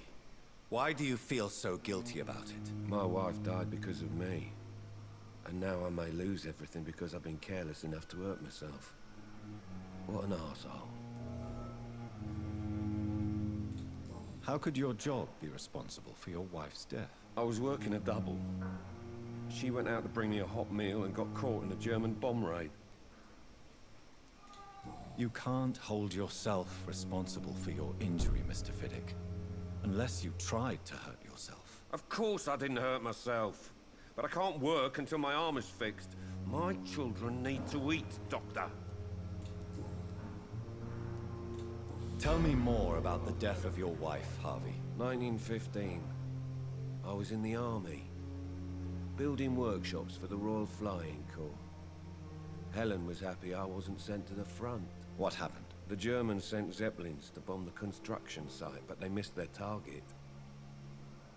My wife was bringing my dinner when the bombs fell. How are your children after losing their mother? They were smaller then.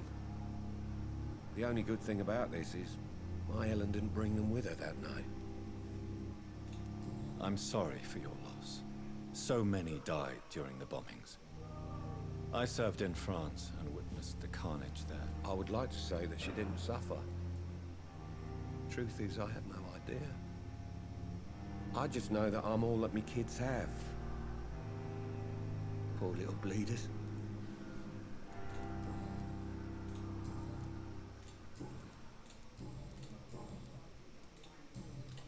Goodbye for now, Mr. Fiddick. I'll see you later. I will not let you down, my boy.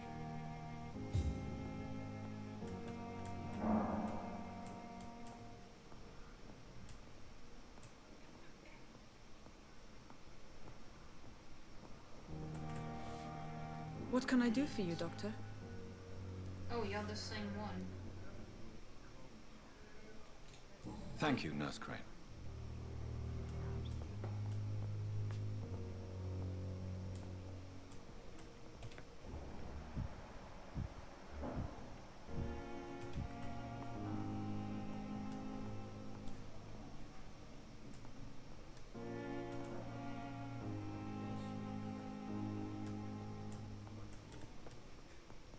mean, there are empty beds in here.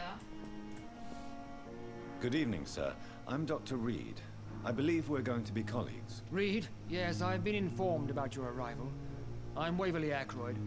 Welcome aboard, I suppose. Does my arrival inconvenience you in some way, Dr. Ackroyd? Let us just say that I don't particularly share Dr. Swansea's enthusiasm for hiring you. What we need here are reliable professionals, not overrated dabblers. Wow.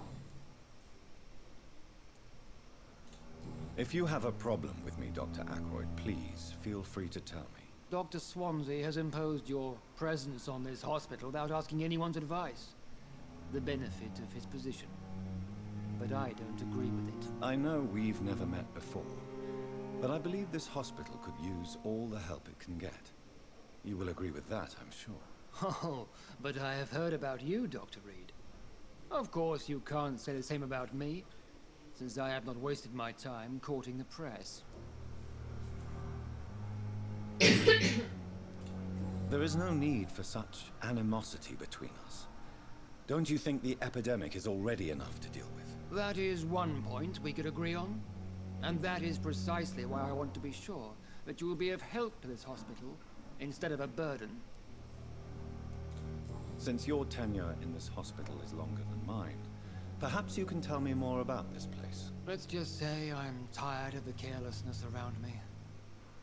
I have always respected the skills of Dr. Swansea, but over time his enthusiasm has become displaced. Carelessness?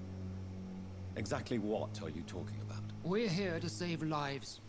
The people who trust us are not volunteering for experimentation. They're here to be healed. I don't intend to run any radical experiments, Doctor. Even if I, as any good practitioner should, express an interest in pushing the boundaries of medical research. Modern medical methods were created through audacity and ego. But there are rules in our line of work, and they're here to protect our patients.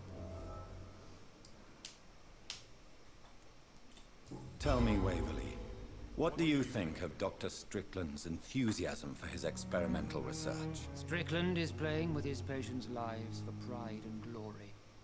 Now that, sir, is unethical. Are you thinking about something in particular? Harvey Fiddick needs delicate surgery. I believe we should stick to the usual procedure, but my young colleague obviously disagrees. Why do you wish to lead this surgery? I strongly believe that Mr. Fiddick should not be butchered to test an unproven procedure.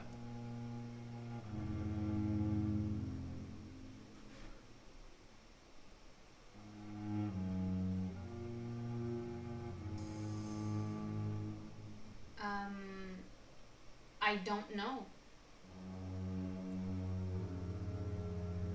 Like, I don't fucking know. I really don't know.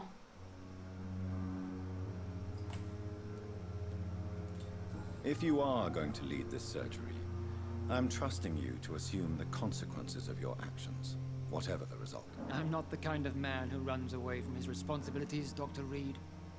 There is no need for you to be looking over my shoulder.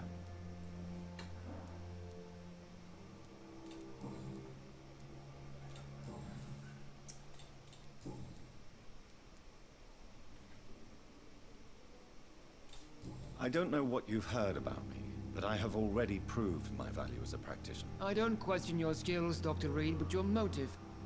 Is it money, fame, or are you truly dedicated? And what exactly is that supposed to mean? I served in the war just like you.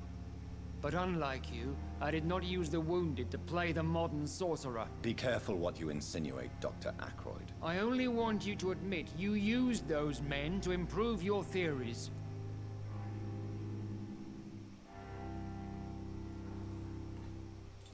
Knowledge has always been and will remain our main weapon, and it has always come at a price. And personal initiative. It is not a question of initiative, it is a question of integrity. These men and women have put their faith in us, Dr. Reid. It seems you have bad memories of your military service. I refuse to see this industrial slaughter as scientific progress. War only reveals the worst in men. We can at least agree on something, Dr. Ackroyd. I agree with the last statement. Thank you for your time. We'll talk later.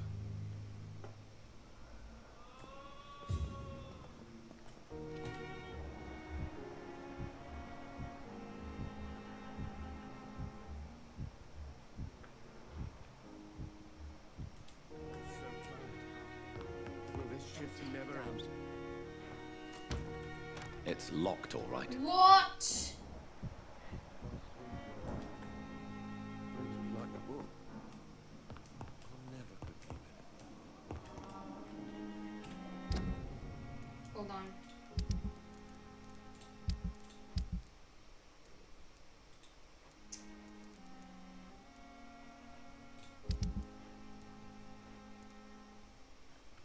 Reach the pharmacy.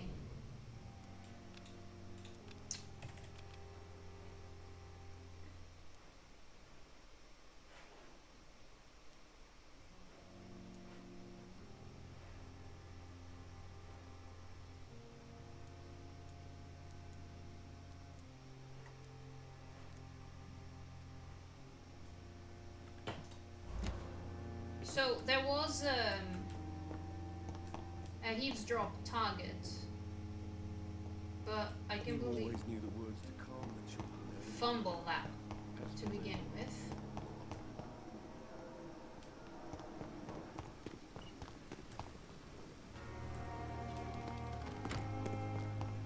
I'm sorry you ended up on my plain and cold medical bench, sir. I understand you must be very angry about this unfair situation. I managed to arrange to have you buried in the same mass grave as your wife.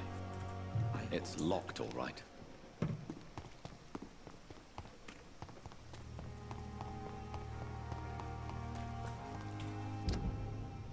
Like, how do I know where the pharmacy is?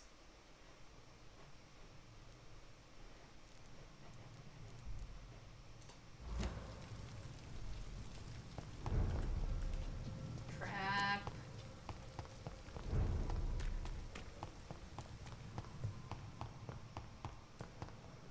That is locked, I think.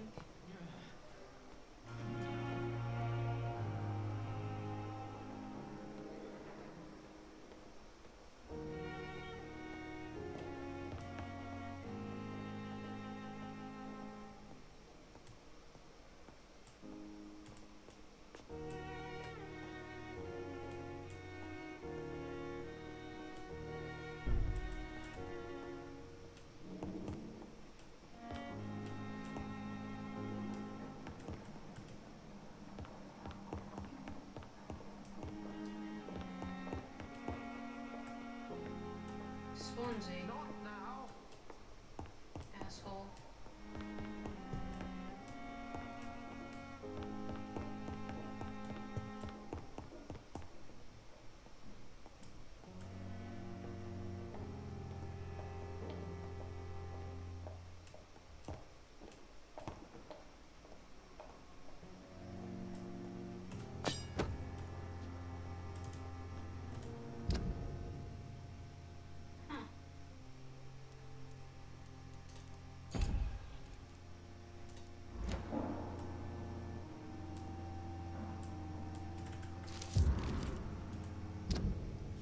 Thomas Hellwoods, followed by Dr. Tippett. Later released with its armor, and the patient's face had been heavily burned as if by a bomb during the war. Even with the use of the strong sedatives, the films really induced severe pain from the wounds of the flames to the skin. No trace of inflammation, infection, swelling, causing persisting of damage to the patient, his limbs of disfiguration. Because of the survivor.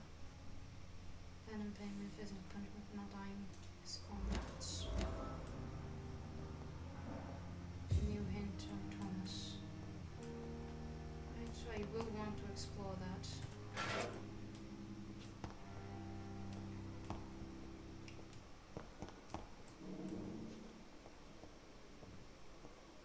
Absolutely not.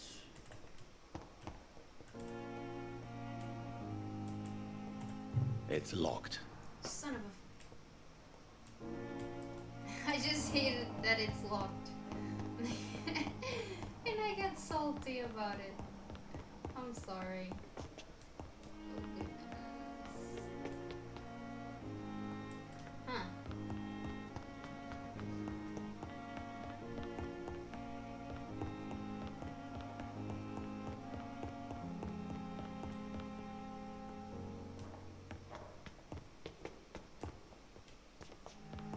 Alright, where is Thomas?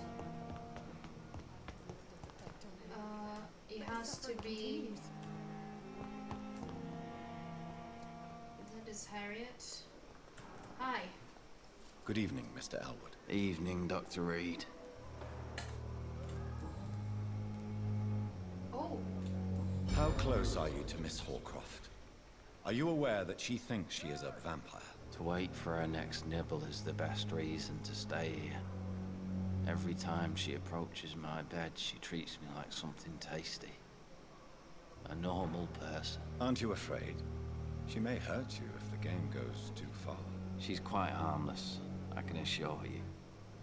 Her head's broken inside is all. While I'm busted on the outside. But she's still beautiful. Living proof that there's hope for me. So do you let her bite you? You know that's not sanitary. And why not? She's only supping a few drops of me blood. And the pain, it's real for once. She could decide to bite less willing patients. Then it's another good reason for me to stay here, Doctor. You do realize she's mentally disturbed. It's called the Cata syndrome. She truly believes she's a vampire. In her madness, she never refers to my scars. And frankly, if I could, I'd join her world. It seems much more fun than the real one.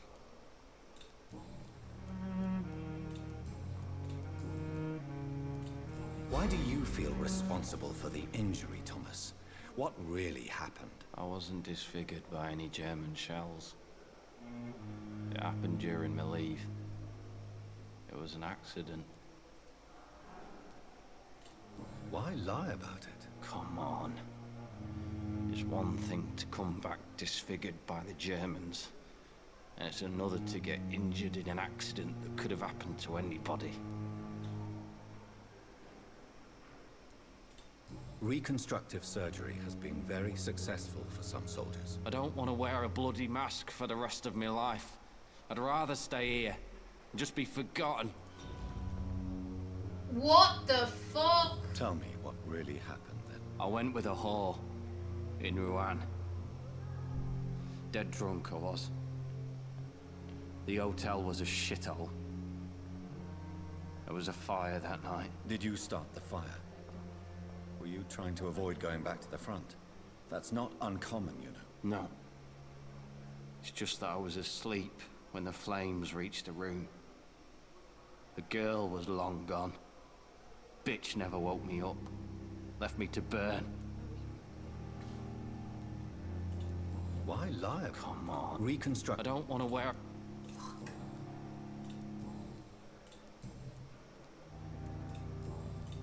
Goodbye for now, Mr. Elwood. Damn. The pain. It's here again. Where is it?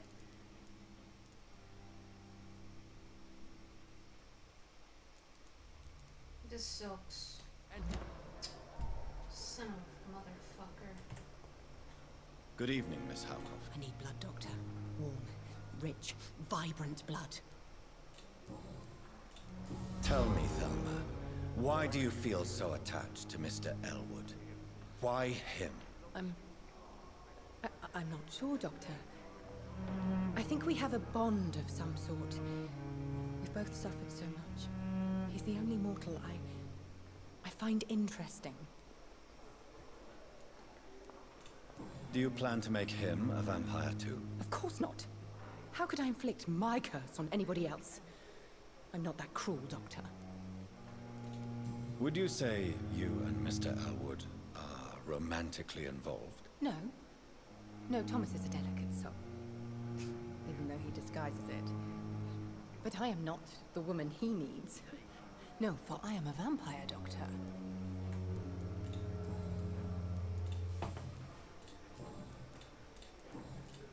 I'll leave you, Mistress of the Dark, to your nocturnal activities. I wish I could be sick again. Feel my blood boil with the fever. Good evening, Evening. Goodbye for now, Mr. Elwood. You disgust on every street corner. The daily routine. Is the... Another night. Good evening, Doctor. Dr. Reid.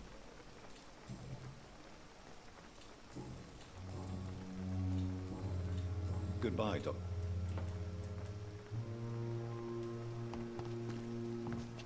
At least that mistress of the dark stop following me.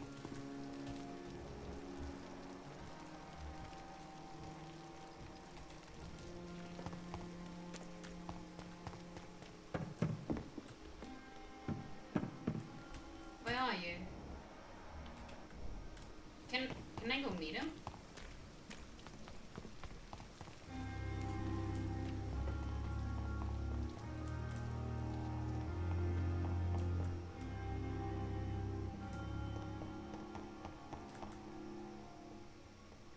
Did I black out? What the heck are you still doing here?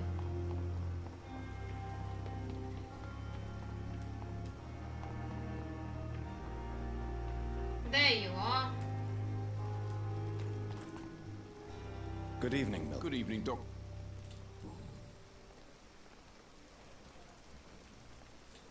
Tell me why you're extorting money from some of the patients here. If a patient wants a bed, he'll have to pay me a little fee.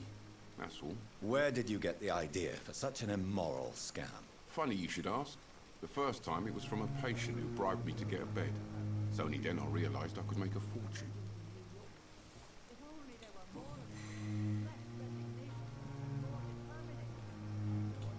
Goodbye, Milton. You look exhausted. You're pushing yourself too hard. Don't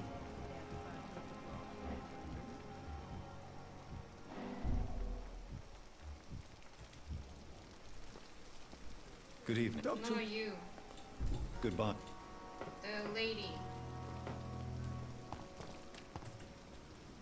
Good evening, Nurse. Good evening, Doctor.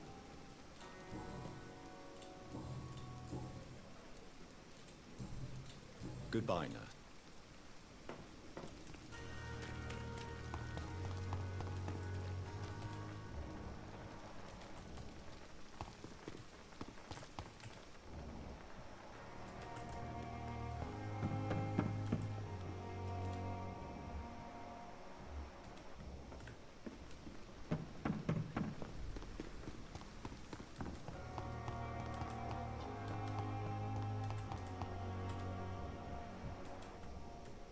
You are going to reveal all your secrets to me. I see. My blood and soul. They belong to you now. There was a nurse. Maybe you? Good evening, Nurse. Good evening, Doc.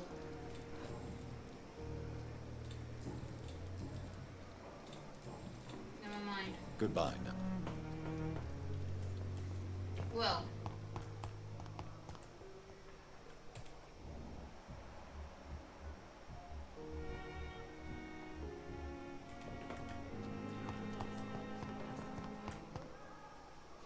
Here again.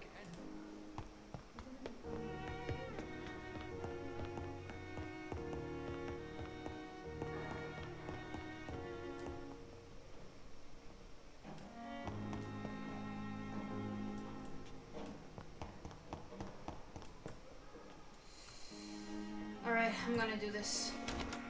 This must be the place. It's definitely away from prying eyes. Relegated to the shadows. A kingdom of my own. At least I won't be sleeping in a coffin. Goodness gracious.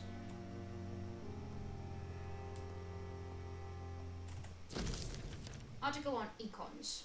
It is a rare opportunity, but an almost a privilege to approach a vampire to observe their most intriguing physical and psychological traits with a scientific and rational eye. Here are some of the most fascinating abilities I've personally observed over the last 10 years while interviewing a few vampires, or Econ as they prefer to call themselves. Supernatural speed. A vampire can act and move like a mortal in all his actions, but the trained eye will spot that they have the keenest senses and can react quicker than any mortal. On a few occasions, alarm, surprise, necessity to flee, I have seen a vampire move so quickly it is almost as if he had vanished just to reappear somewhere else. The human eye cannot follow their movements when they act so quickly, but it is not teleport or dematerialization, it is only a supernatural speed. For me, it is a cat-like attribute which allows them to run, dodge, or jump longer and faster than us. I also notice that such speed seems to exhaust them and that they are bound to physical limitations. Mesmerism. One of the most powerful abilities a vampire can deploy is the capacity to force a mortal to obey them. I call this trait mesmerism, but it has nothing to do with the mortal ability to alter a subject's mental state. A vampire can bend a mortal to their will, and they can even break a mind. A vampire I interviewed even told me the more a subject tries to resist, the more permanent the damage will be. As if the vampire could literally fracture their target's psyche. The same vampire explained to me that this ability required time to master, and that the result could vary widely from one subject to another. Implant a false memory, erase a painful one. The possibilities are endless and frightening. Blood awareness. This may be the most catastrophic ability of all concerning vampires, since it is the cause of so many tragedies for them and us. Vampires crave for blood. They must use their will to restrain themselves from frenziedly drinking every drop of blood they can see.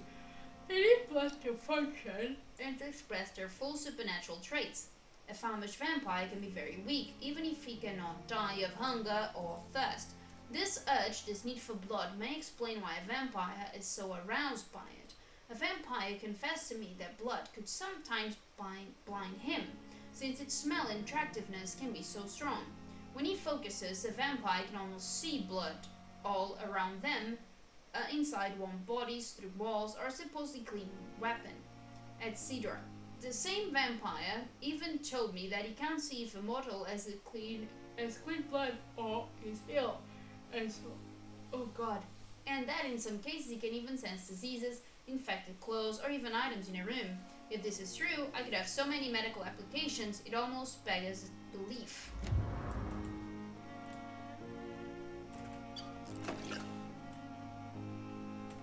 The flower's dying. It needs water.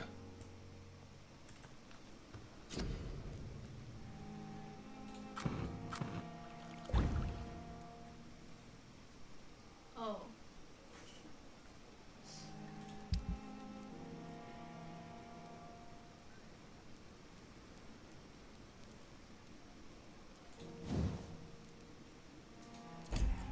Wait.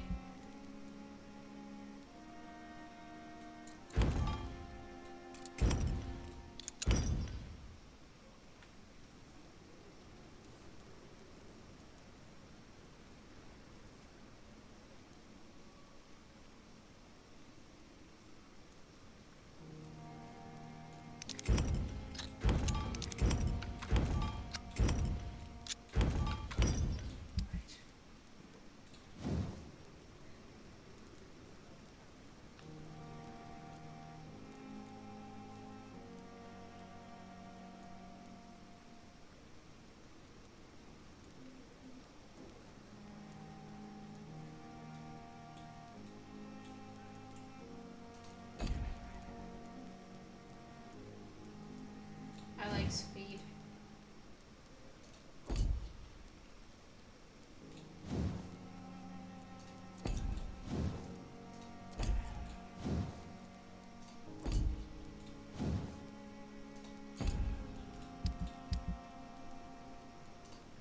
William Bishop's blood is much more unstable than human blood and shows extensive mutation. But this is not what happened to me. I must keep on searching. The sun is about to rise. I can feel it. I'll continue tomorrow night. I have so much time now. Why would the dialogue cut off like that? I don't understand. Powder and shillings.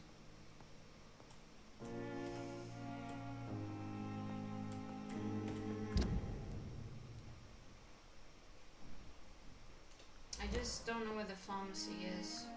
The flower's dying. It needs water. Right, but where is water?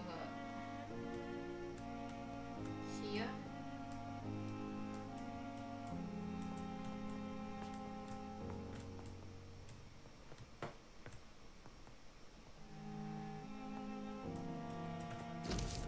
Dr. Swansea's message.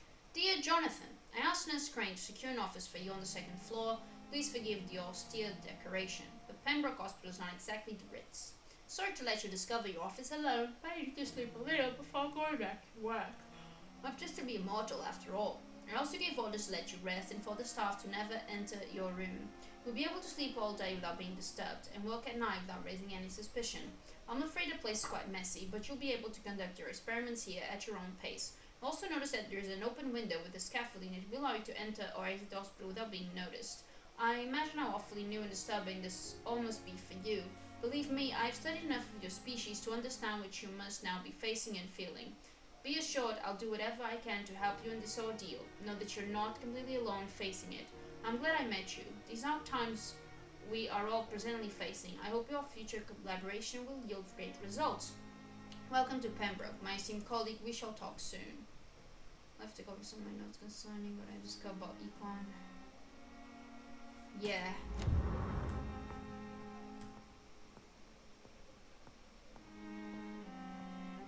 But like, where?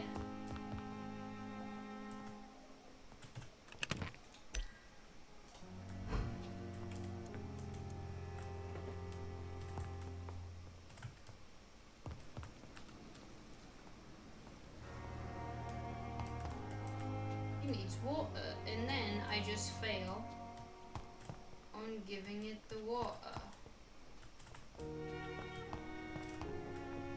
Wait. No.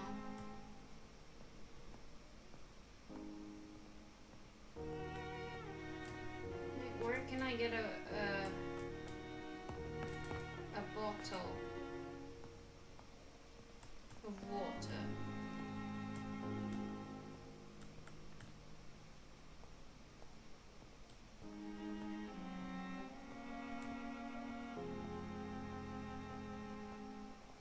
Can I use this jug?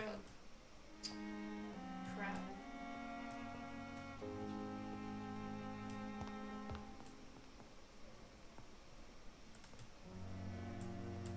Jonathan! E. I don't know, like put water in your mouth and spit it out. Why wouldn't you do that? Crap. Crap.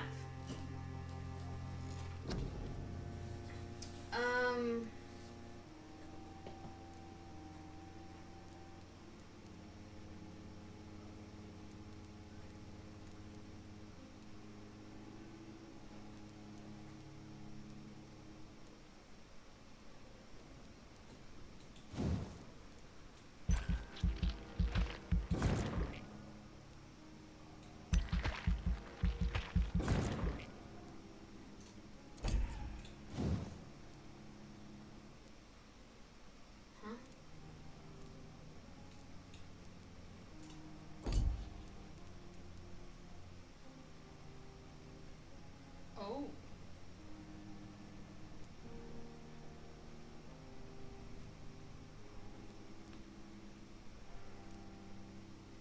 I like this.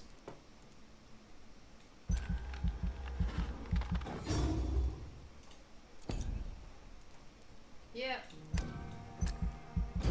Thank you.